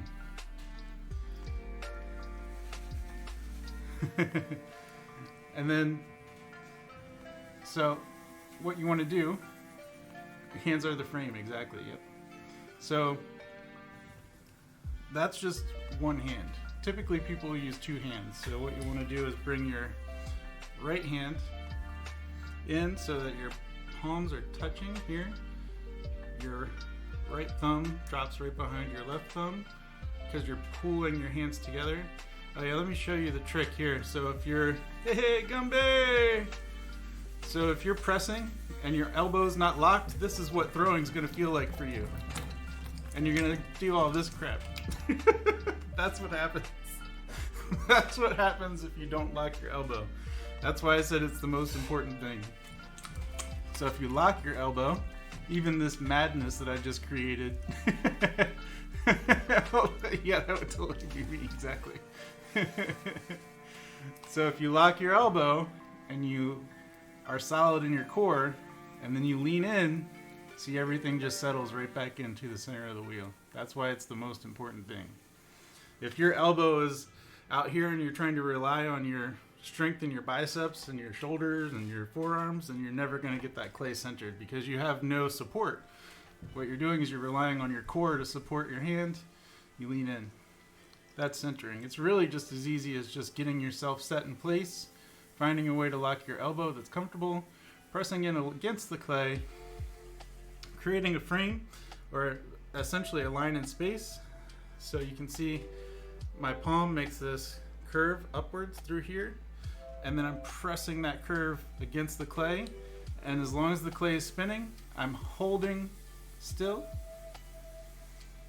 Yep, it's like stabilizing your camera, exactly. So you just hold still, and as long, whatever direction you're, so a mistake people make is they tilt their hand backwards like this so that the bottom of their palm cuts underneath. And if your palm's cutting underneath, what you're doing is you're like chopping the tree down, right? And you give it this narrow base, and now you've got this little mushroom top, and the whole thing's gonna rip off because it can't support itself. It's got no foundation. So you need to make sure that your hand is either flat, like putting down your thumb when playing the bass. That's right, exactly. Give yourself that support. So what you want to do is you either leave it flat so that you get a flat side, like this has a flat side right now, and then you can use your right hand on top to create a downward compression. And it's not just downward, it's down and in, so it's actually at this angle right here. And then I press in, you see my fingers are kind of pointed up in the air. So this is like the position right here. Your heel of your palm here, it's like you're coming down, pressing your hands like this, and then just relax. And now your right hand is compressing the top, and your left hand is compressing the side, and you hold still. If you let go too fast, like I mentioned, you press, and if you just let go, you see it goes off center. It can be a little technical, but once you understand how it works, then you can start gaining some freedom. Really getting to the point where you can center the clay and then open a cylinder. Once you do that, then you get to play, right? So you got to do the technical, the little bit of, hopefully understanding the technical aspect of it allows you to move through this part, because this is literally the part that this is literally the part that you spend the longest trying to figure out, and it's the part that you spend the least amount of time doing in the end. When I'm centering the clay, it takes me a matter of moments to center the clay to move on to what I'm trying to make. So when you're starting out though, it's the thing that you're going to focus the most on. You're going to have the hardest time figuring out how to center, so it's important to understand from the base of what you're doing, how do I get that clay to just go into the center? Again, you just lock your hands in place the way I said, relax, and then take your hands off. Yeah, I wedge my clay, Karen, but even if I didn't wedge my clay and I just pounded it into a ball and then threw it on the wheel, then what I would do is just do some wheel wedging. So for wheel wedging, what I'm going to do is my heel in place, I'm going to reach out to the other side so you can see my hand from the top, the burns in the beginning. Yeah, that's another thing. So when you're pressing against the clay, you're pressing forward, not down. So this hand, you're going to feel the wheel slipping underneath here, but it should just be slipping underneath. So the moisture in the water, you see, there's still slip underneath this area right here. If I'm pressing down too hard, you see it pull away. So now there's no slip there. And now my hand is grinding against the wheel. So what should happen is you're pressing forward this direction, not down. So this hand just floats across the wheel head and presses into the clay. So again, if I want to compress the clay up, I reach out, I pull that clay in with both hands, and I make a tall cone of clay. So this is what I do if I don't wedge too well. I even do it when I do wedge well. And then I have this cone of clay, and then what I do is I press forward and down, and that clay sinks right back down to the middle of the wheel. Yeah, once you hurt yourself, you learn pretty quickly not to do that again. So you see the magic of pressing in and down centers the clay right up. So it doesn't matter. This is wheel wedging or coning the clay. So that's how I would wedge the clay if I hadn't wedged it very well. You're making magic, exactly. I am the Harry Potter.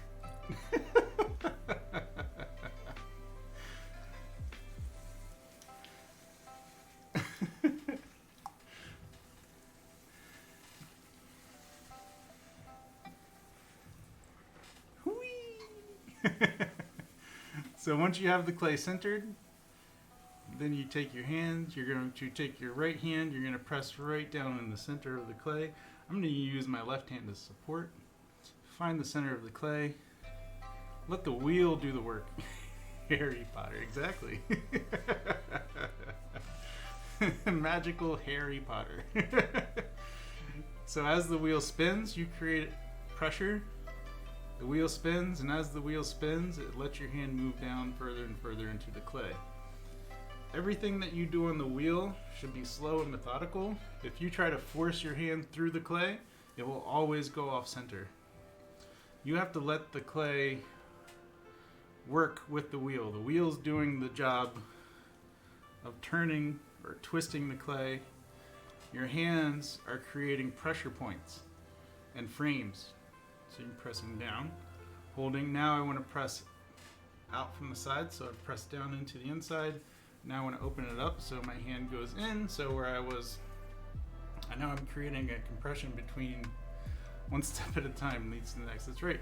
But if I was going full speed, this would all look like a quick flow, and you wouldn't think about the steps. But at the beginning, you have to think about the steps. So now that's open. Now I'm compressing the clay at the floor.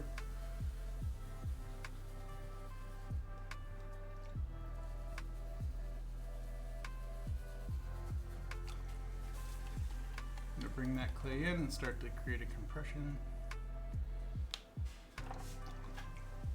Never stop the wheel unless you're done working on the piece. As long as the wheel's spinning, it'll always stay round and even.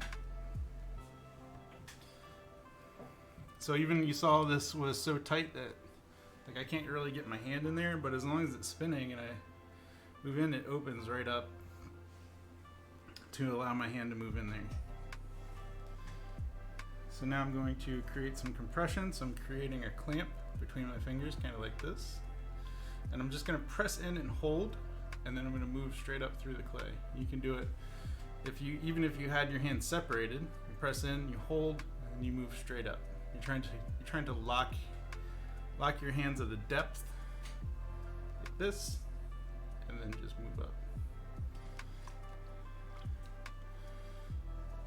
up. Sam, it would help if you were left-handed and the wheel spins in the opposite direction.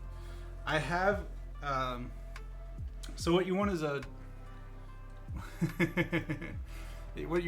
wheel that can spin backwards. So typically you want a Shimpo. They have the ability to spin in the opposite direction. I'm actually throwing on a Shimpo right now. But the thing about it is that you are using both hands anyway.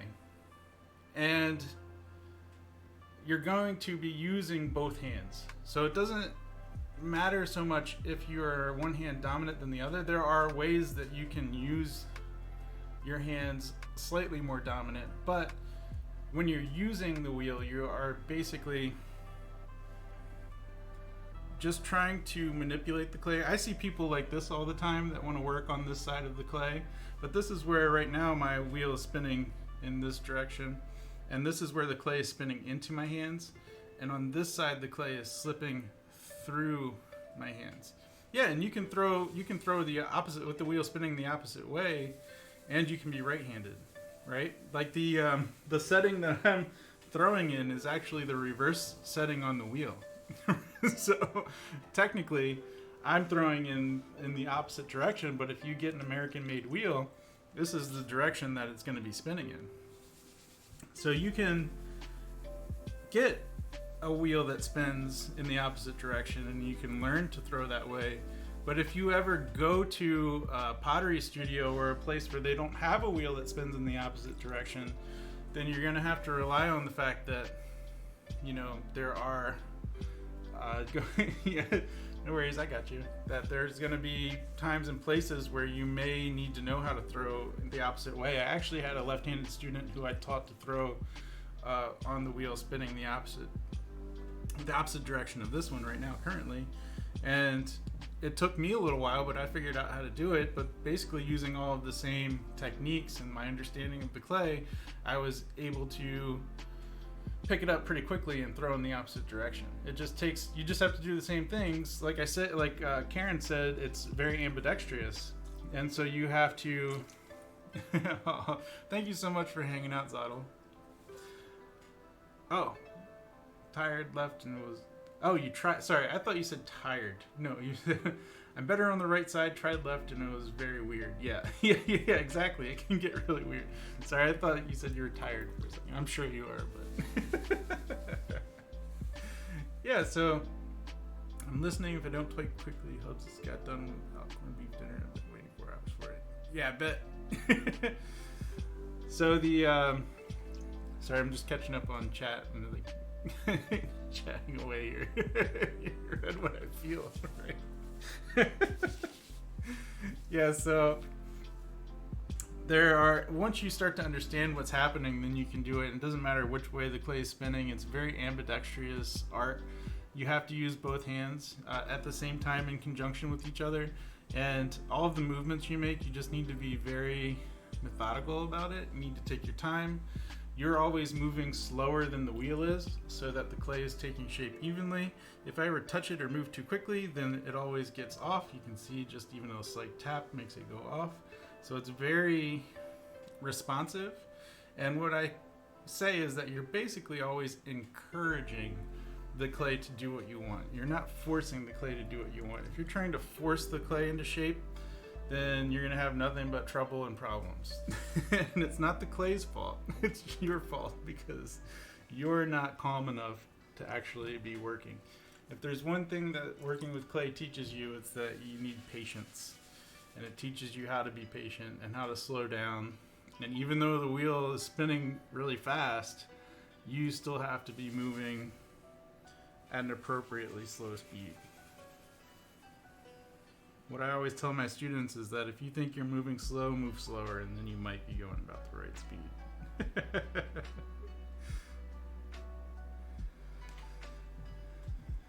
So again, I'm just creating these compressions.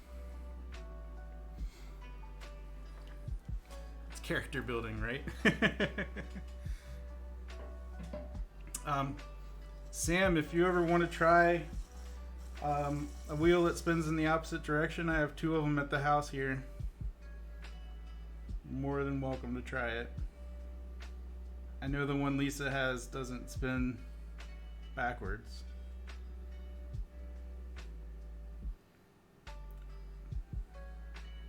Or forwards, depending on which kind of wheel you have.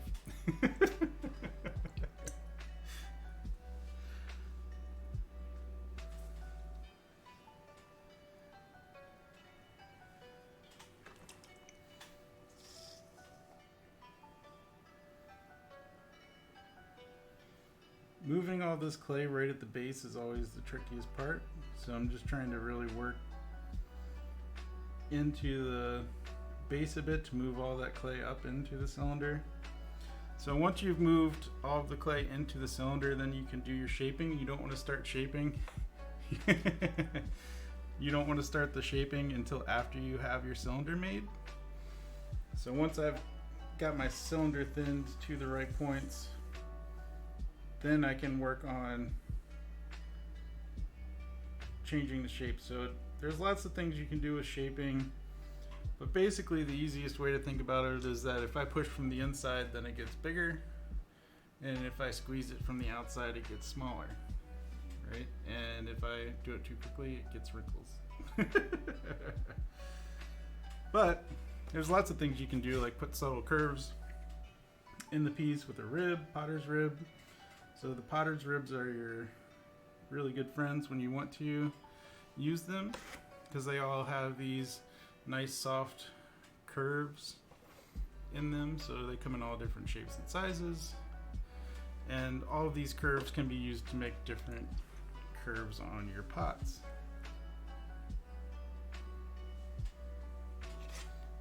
So if I want this convex curve pressed into my piece here, then I just hold this rib perpendicular to the side, and it starts to get that shape pushed into it. However, I can also take this rib and squeeze it, and then if I hold it from the side, then I start to make a round rib, right? So instead of pushing it directly in perpendicular, now I can let it drag at an acute angle, give it a big bend, and then press it up against the side, and I get this nice soft curve. Right? So all of this area right through here where this clay is picked up on the rib, where that's bent, right there, that's the curve I put into the pot. If I want smaller curves, I can just press this in here. And so this is actually how I design pots, right? I'll just start make a cylinder, and then just start playing with it. It can be as simple as putting a line in. Like I can take this rib has a sharp little angle cut here, and I can take this little angle and just press it into the side of the pot. And something as simple as making a couple lines can be the decoration, right?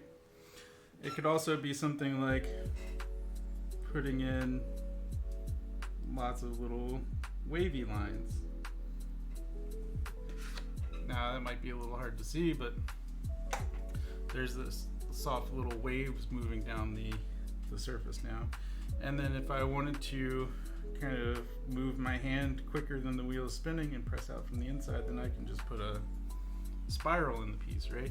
Now, you don't always want to mix all of these things together, but when you're trying to figure out what you like about something, like maybe I would have only wanted that little spiral down at the base. Maybe I would have wanted a couple lines framing where that spiral sits. But there's lots of different things you can do, and this is where you get to explore your creativity, right? Like, you're not worried about, you have to figure out how to make the cylinder, but then once you do that, yeah, so many possibilities with balloon pool, exactly. So but once you figure it out, then you can go back and really play. So I'm just going to give you a bisection of this piece here, just so we can kind of look at the walls.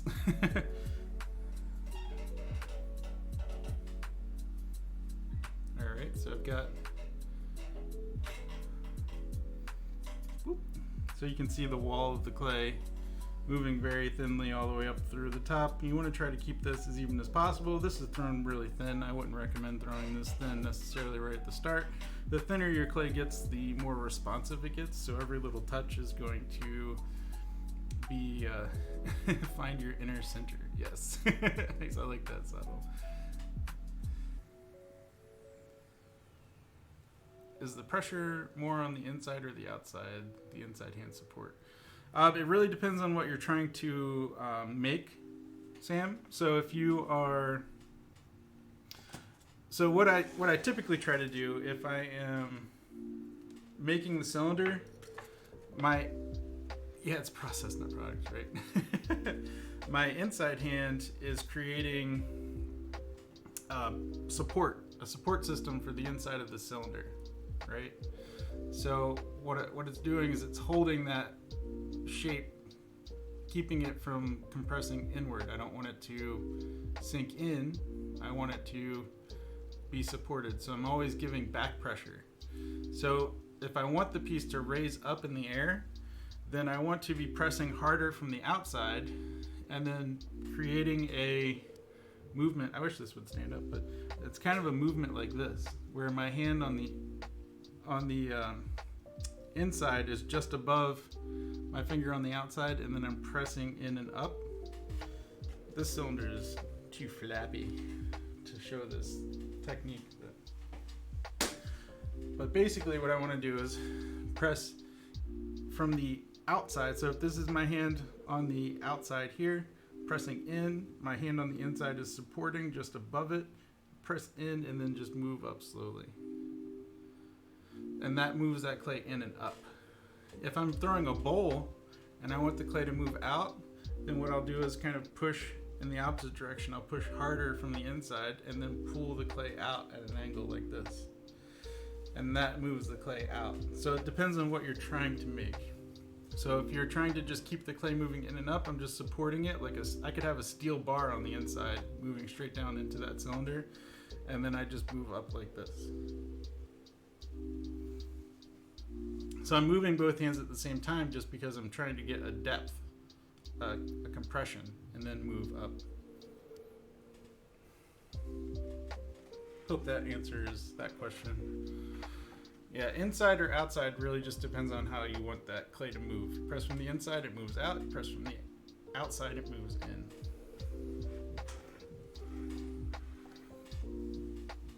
Either way, you want support. I don't want to press from the outside and not have support on the inside, and I don't want to press from the inside and not have support on the outside. You're always working in tandem. Both hands are moving at the same time.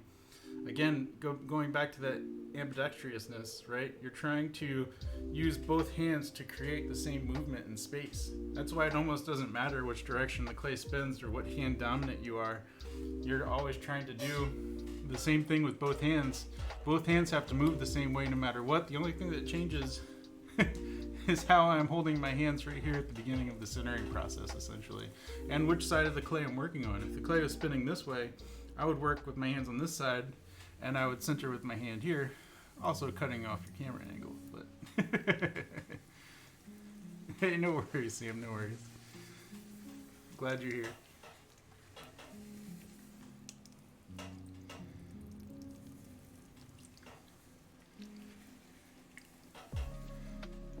Always lovely to see you too, Zottel. Thank you so much for hanging out tonight. Really appreciate it. Hope you have a wonderful evening and some good sleep. And I'll be back tomorrow.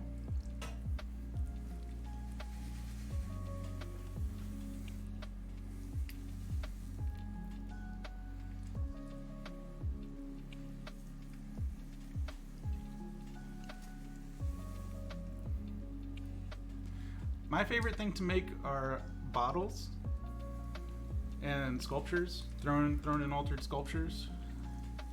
I also like making really big pieces. I also like making really small pieces.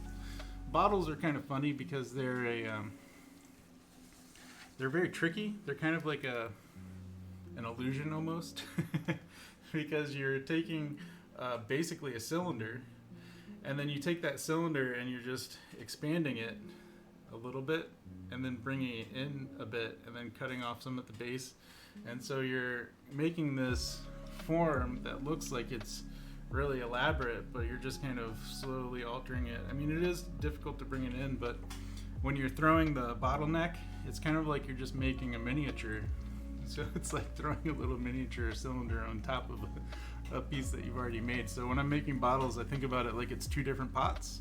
I'm throwing the pot that is the large body, and then I'm throwing the little tiny pot that is the neck. And then I like to do a low fire fuming of the clay body. So I'll do what's called a Sager firing, where I'm using an acid wash and salts and salt washes and natural fibers, and then I package it up into a little container, it looks like a baked potato when I put it in the kiln. And then I fire it, and all of the chemicals react with the acid on the surface of the pot, causing lots of different chemical reactions and colors to be burned into the surface of the clay.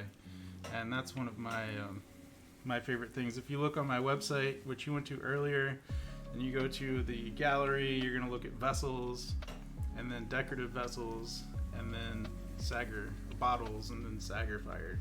And that's going to be where you'll see some of the examples of that. The other version of that is the horsehair and the feathers. And then I have some pieces that are like hybrids of that. And then I do a lot of stacked pieces. I like making large platters and really tall pieces where I make sections and then stick them together to make really tall pieces. So that's a lot of fun. And I've been having a lot of fun making teapots lately too.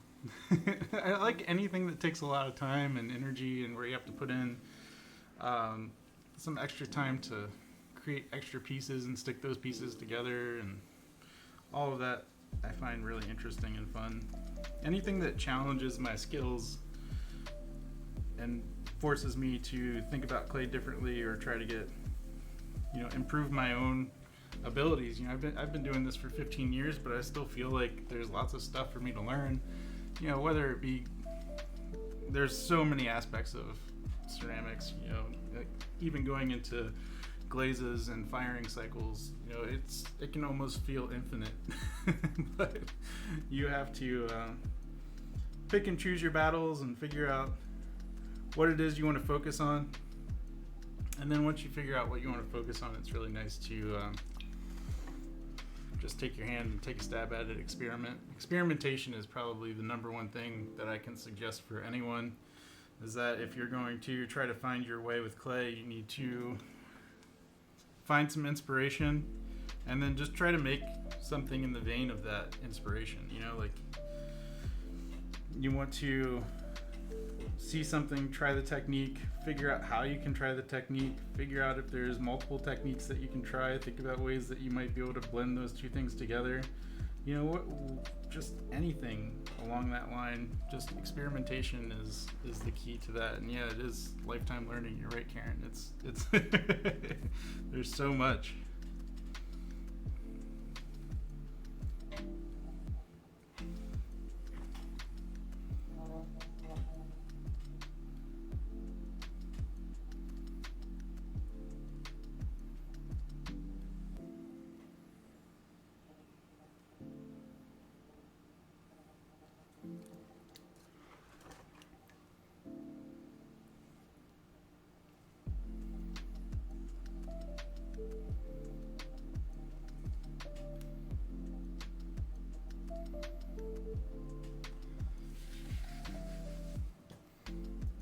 So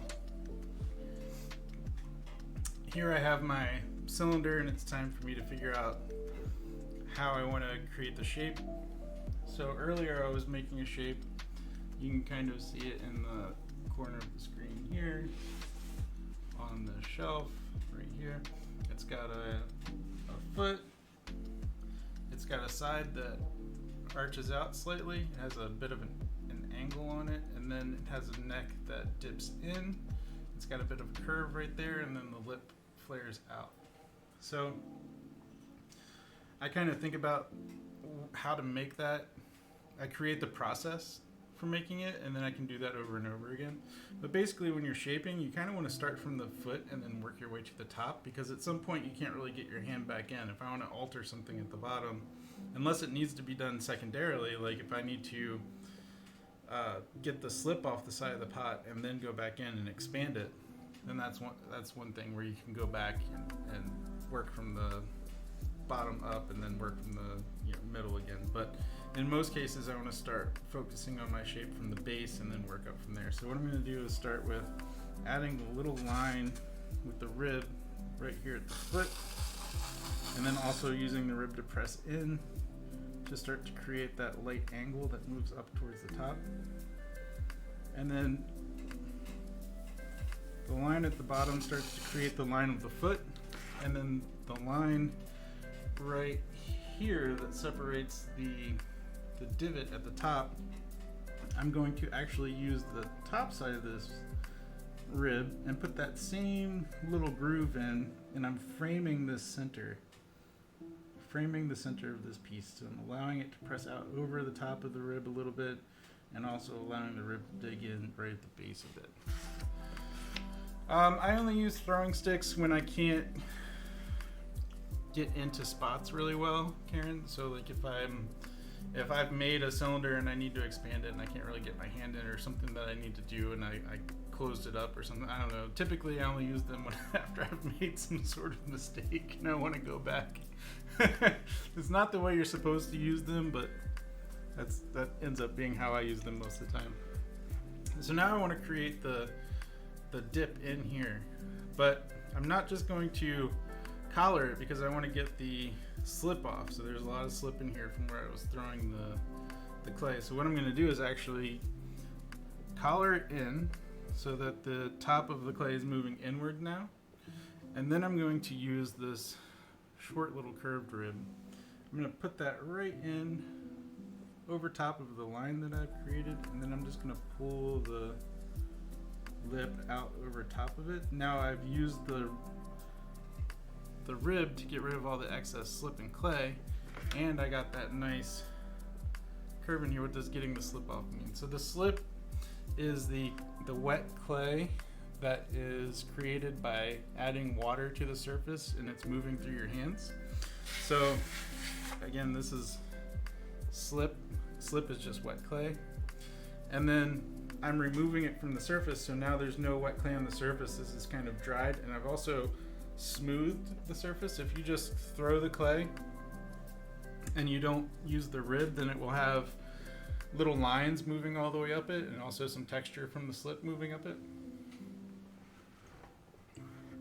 So now I've got that nice curve at the top, and then I want to soften the rim. The rim is always a really important part of the cup. It's the part that your lips are interacting with, so you want it to be nice and soft and smooth. You also want it to be not too thick. If it's too thick, it dribbles down your face. If it's too thin, it gets a sharp edge on it. So I just try to soften it with the web of my fingers, and then I'm going to use the knife tool and come down here and take off the excess clay at the base, remove any of that I don't want, because now the piece is ready to take off. And then I'm going to give it a little bit of a just redefining some of the lines right there on the foot, and then I'm going to soften that cut with the sponge, sorry. I'm also going to soften the line where I cut into the clay right here at the top of it. Oh, it's fine, Randy. I teach people who know nothing about clay almost every day, so that's what I do for a living. No worries. I'm used to explaining all of this from start to finish, but now you can see you get this form with lots of curves, lots of little angles, and it's just really simple tricks that you put in. So I ran a wire underneath, and because I removed the slip, I can actually touch the piece and lift it up. If the slip was still on it, the whole piece would just slip through my hands right now. It would just drop back down to the wheel. Probably never would have gotten it to release from the wheel in the first place, but now I can just move this over here and then keep working. So that is the process there. And again, designing is just kind of taking that process and adding little flares and steps along the way and seeing what you like and what you don't like, and then just playing with it. But you have to get that cylinder first. Yep.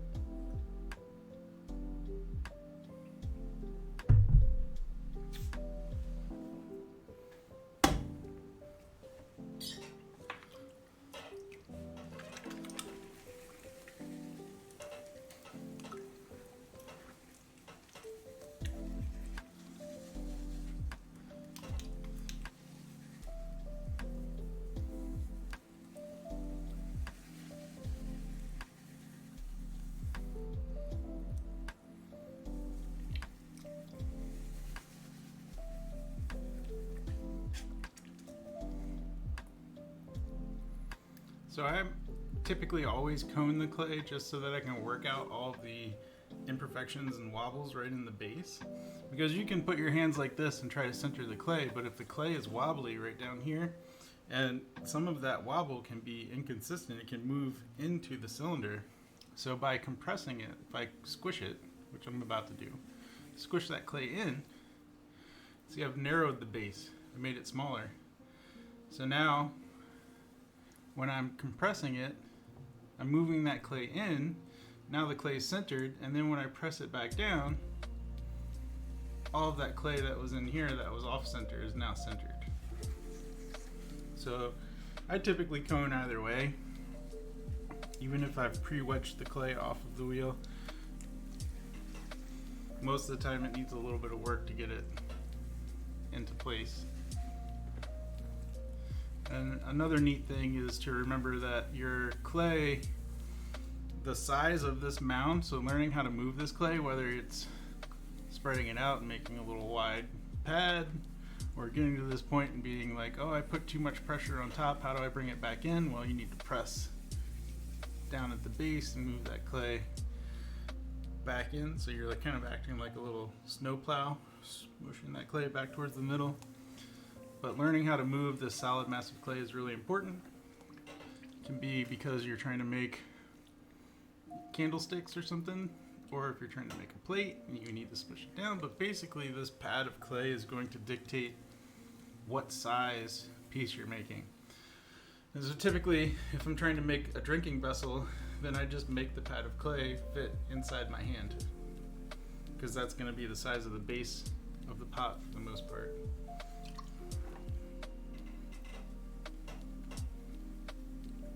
If I wanted to make a mug and I started with a piece that was 4 inches across, and I would end up with a mug that was only about 1 inch tall, but really wide, and it would be really uncomfortable and unwieldy. So it makes a lot more sense to start with a pad of clay that's about the right size in the base, so that you can get a taller cylinder out of it if that's what you want. Or if you're going for something that's short and wide and stout, then you know that you need to flatten it and start from there. But you need to think about what you're making. It would be like a drinking bowl. Yeah, that's like what I do for cat bowls and dog dishes. Yeah.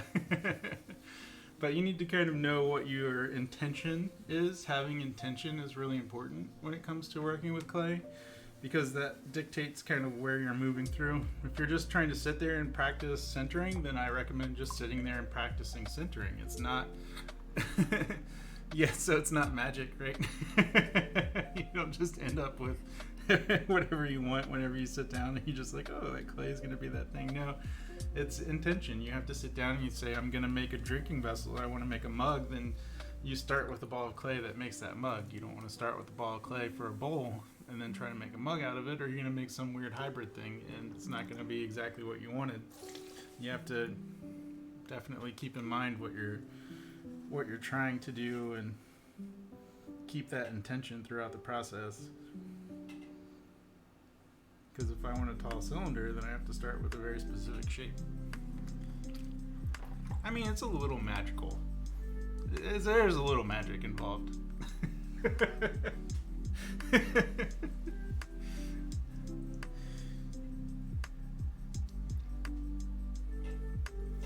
I'm a claygician. A mud bender.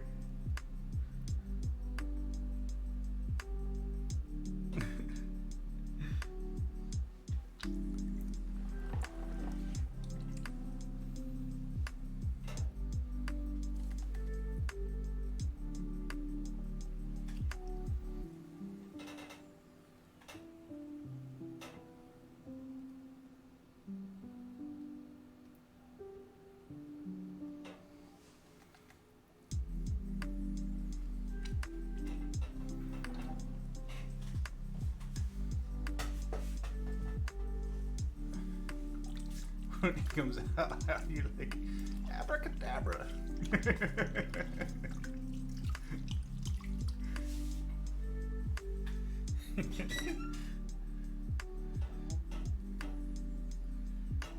That's what it feels like when it comes out of the kiln. That feels like a magic trick.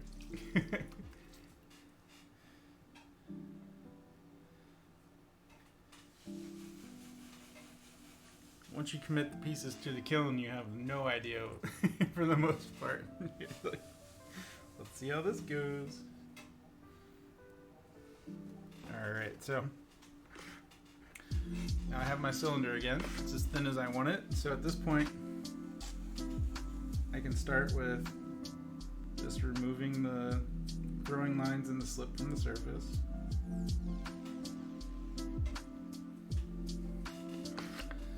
And, you know, the intention was mug or cylinder, tall cylinder, right?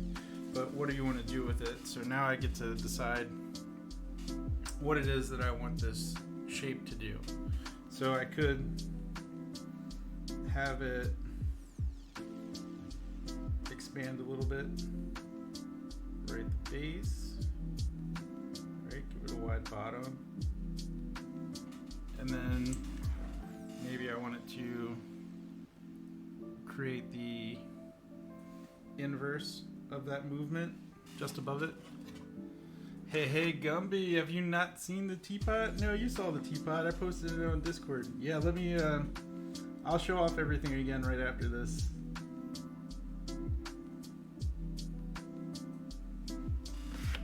So, here I can create that bulbous bottom, and then what I want to do is create the movement of the clay moving in that convex, so the curve moving inward just above it, and that creates this nice little movement through the clay, and that can, just a simple movement like that can be a lot for a shape.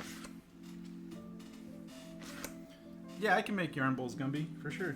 I have made let me say, I have made yarn bowls. I've made a lot of them. I used to make them for one store specifically all the time. And when that store kind of went out of business, not of its own accord, thankfully, the owners retired.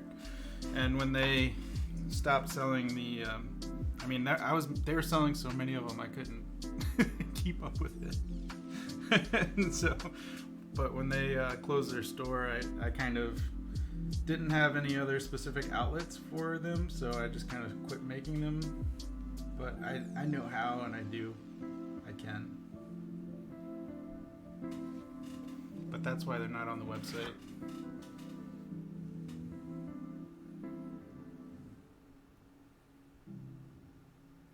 I actually had someone request one in chat last week, I think.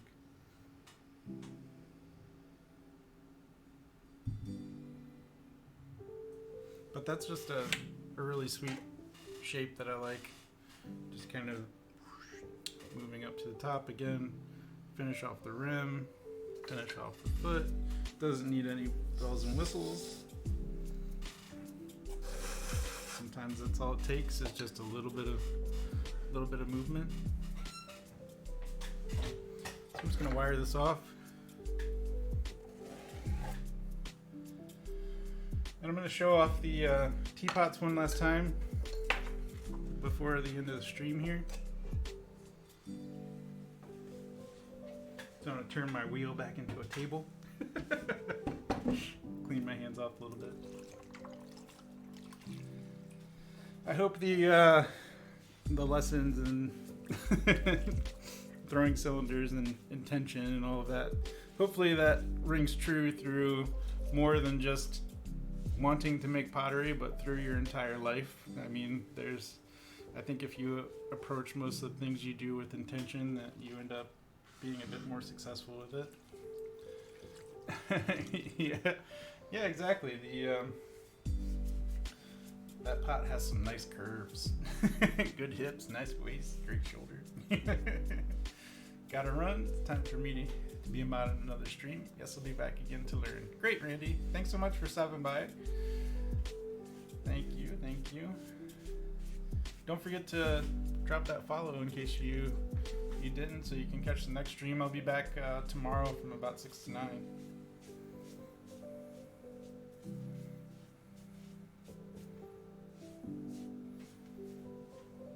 Have a great evening.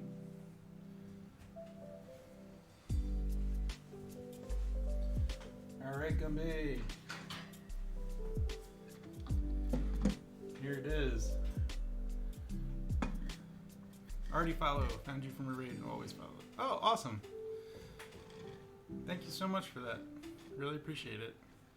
Yeah, so you'll get the notification when I go live tomorrow. Hopefully I see you then. Yeah, Gumby, it came out really nice. You can see some of those nice details in there, right around the handle. The forked handle coming down the front around the spout.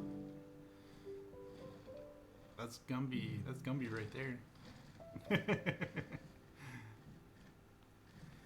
Yeah, it turned out great. We've got this really nice gradation from these reds and blues and these light colors. And there's some nice mottled yellows and greens going through the whole thing.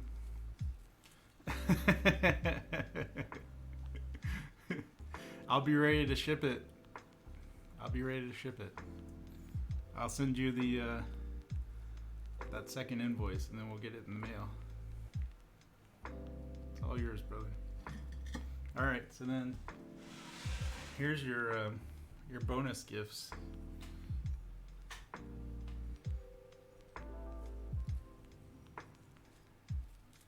And this red color is what's on the inside as well. You can see that red right there. Really nice. The whole inside is that color. You can't see it because it's just kind of, I mean, you can kind of see it, but it's really dark looking through the top of the teapot. Oh, and one really nice thing, Gumby. You fill this teapot up with water, and it fills... Yeah, I've got some mugs. It fills all 4 of these teacups exactly twice. No extra liquid, and they fill all the way up. You get 2 full drinks. So you serve once, drink them, serve again, and then the teapot's empty, which is perfect. It's really, really awesome. I filled it up and tested it. Yeah, these came out really nice.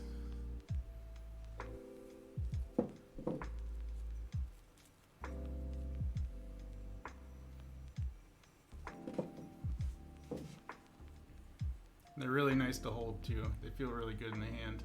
Just all that detail, all that texture. Just makes it hold really well. This one feels real nice. It's like your thumb just gets right in those grooves. I'm glad I didn't put handles on them because they just feel so much better like this. It's like that's what I want to do. I want to like cup these and like hold them, and yeah, they're really nice.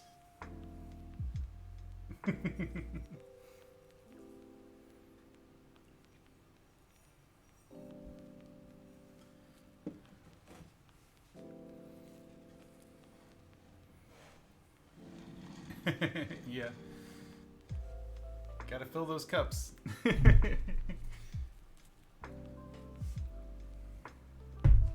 So this wasn't the only teapot I made, so I'm just gonna show off some of the rest of them real quick.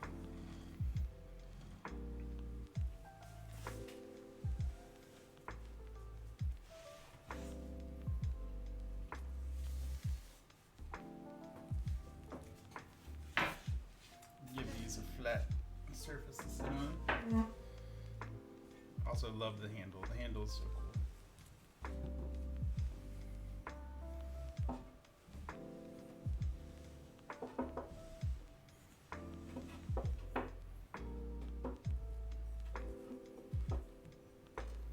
Alright. So the wavy teapot came out.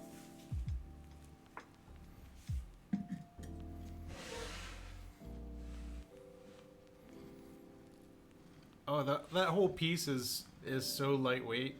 It's gonna feel perfect when it's full of liquid. It's not gonna be too heavy at all. Yeah, and the placement of the handle, where you can hold it right over top, is gonna be really nice. And this one too, the placement of the handle it's gonna make it feel really nice when it's full, and it'll just go pour really well. But this one came out really lovely as well. So more blues in this one than the last one.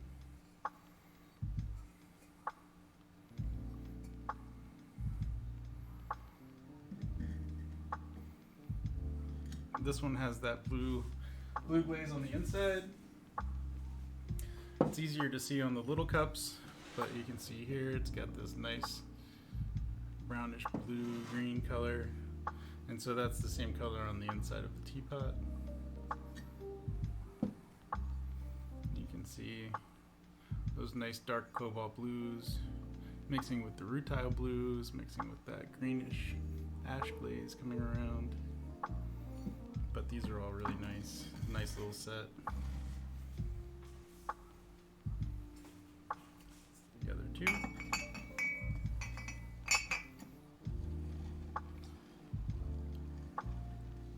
Yeah, I there's only a bit of blue, and it's just from the rutile, which is a metal that kind of fluxes everything and makes it a little bit more runny. But the blue is definitely concentrated a little bit more at the base.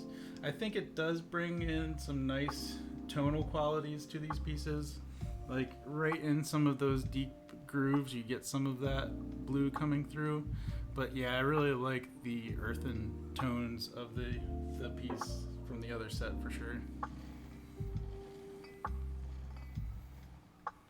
But this one ended up a bit more blue. Came out really nice.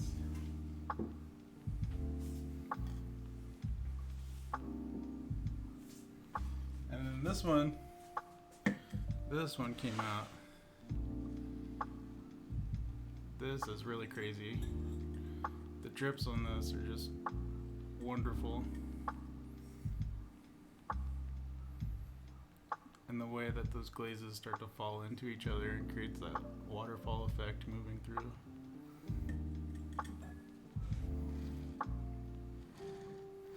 Really happy with this.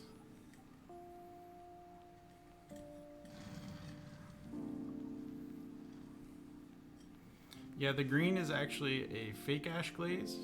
That's one fake ash glaze. It's a frit base glaze, so there's not real ash in it, but it mimics ash.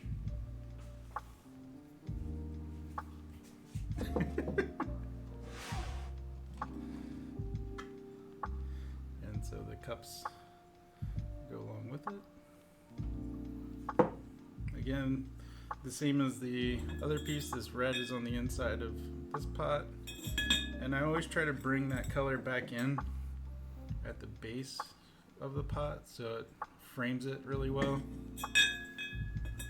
The same thing with the cups. You can see it just on the rim, and then you see it just on the foot. It helps frame that whole piece.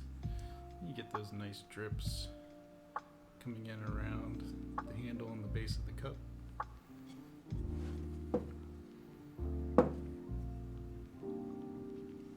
I really love these drips.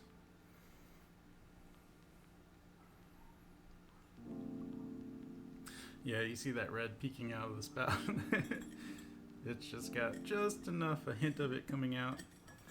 Yeah, and when you take the lid off, you probably can't see much in this light, but it's that same deep red on the inside of that pot. If you can see it, the light that I see, I can see it, but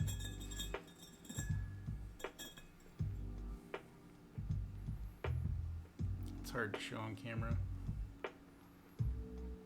But yeah, really enjoyed everything about the Twitch Pottery Throwdown. It's been really the highlight of the last 6 weeks for sure, of everything that I've been doing, just meeting the Twitch Pottery community, getting to know all of you who join my stream and have been following and joining me every week. It's been so wonderful, and I'm really looking forward to continuing this on. And a lot of the stuff that I'm making, hopefully I'll be able to show you the results as we go along. Not everything's gonna be finished 100% on stream, but I'm gonna show as much as possible.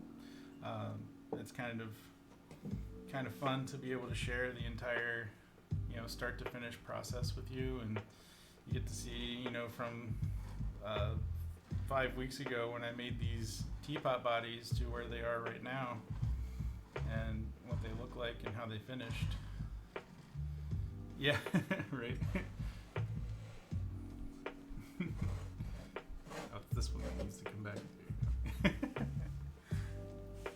Yeah, the top view is fun. I was playing with that earlier when I first set up the stream. I had it start with them like in a pattern over tops.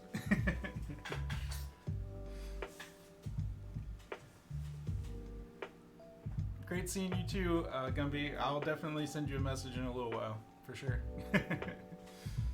All right, everyone. Thank you so much for hanging out this evening. I look forward to seeing you again tomorrow. One of the updates I wanted to let everyone know that coming in April, I'm going to be streaming on Tuesday and Thursday. So the Wednesday night stream is going to go. Our schedule is changing a little bit. My wife is going to be out of the house, so I'll be with my daughter on Wednesday nights. So I'm going to go ahead and kind of switch that up, but giving you a bit of advance notice. So I'll be Tuesday, Thursday, and then hopefully in the near future I can add another day and we'll do 3 days a week. But for right now, I'll be back tomorrow and look forward to seeing you all then. Hope you have a wonderful, wonderful evening. Thank you all so much. And don't forget to go vote on the Twitch Pottery Throwdown pieces. If you haven't voted yet, then please do. And again, vote for whatever you like.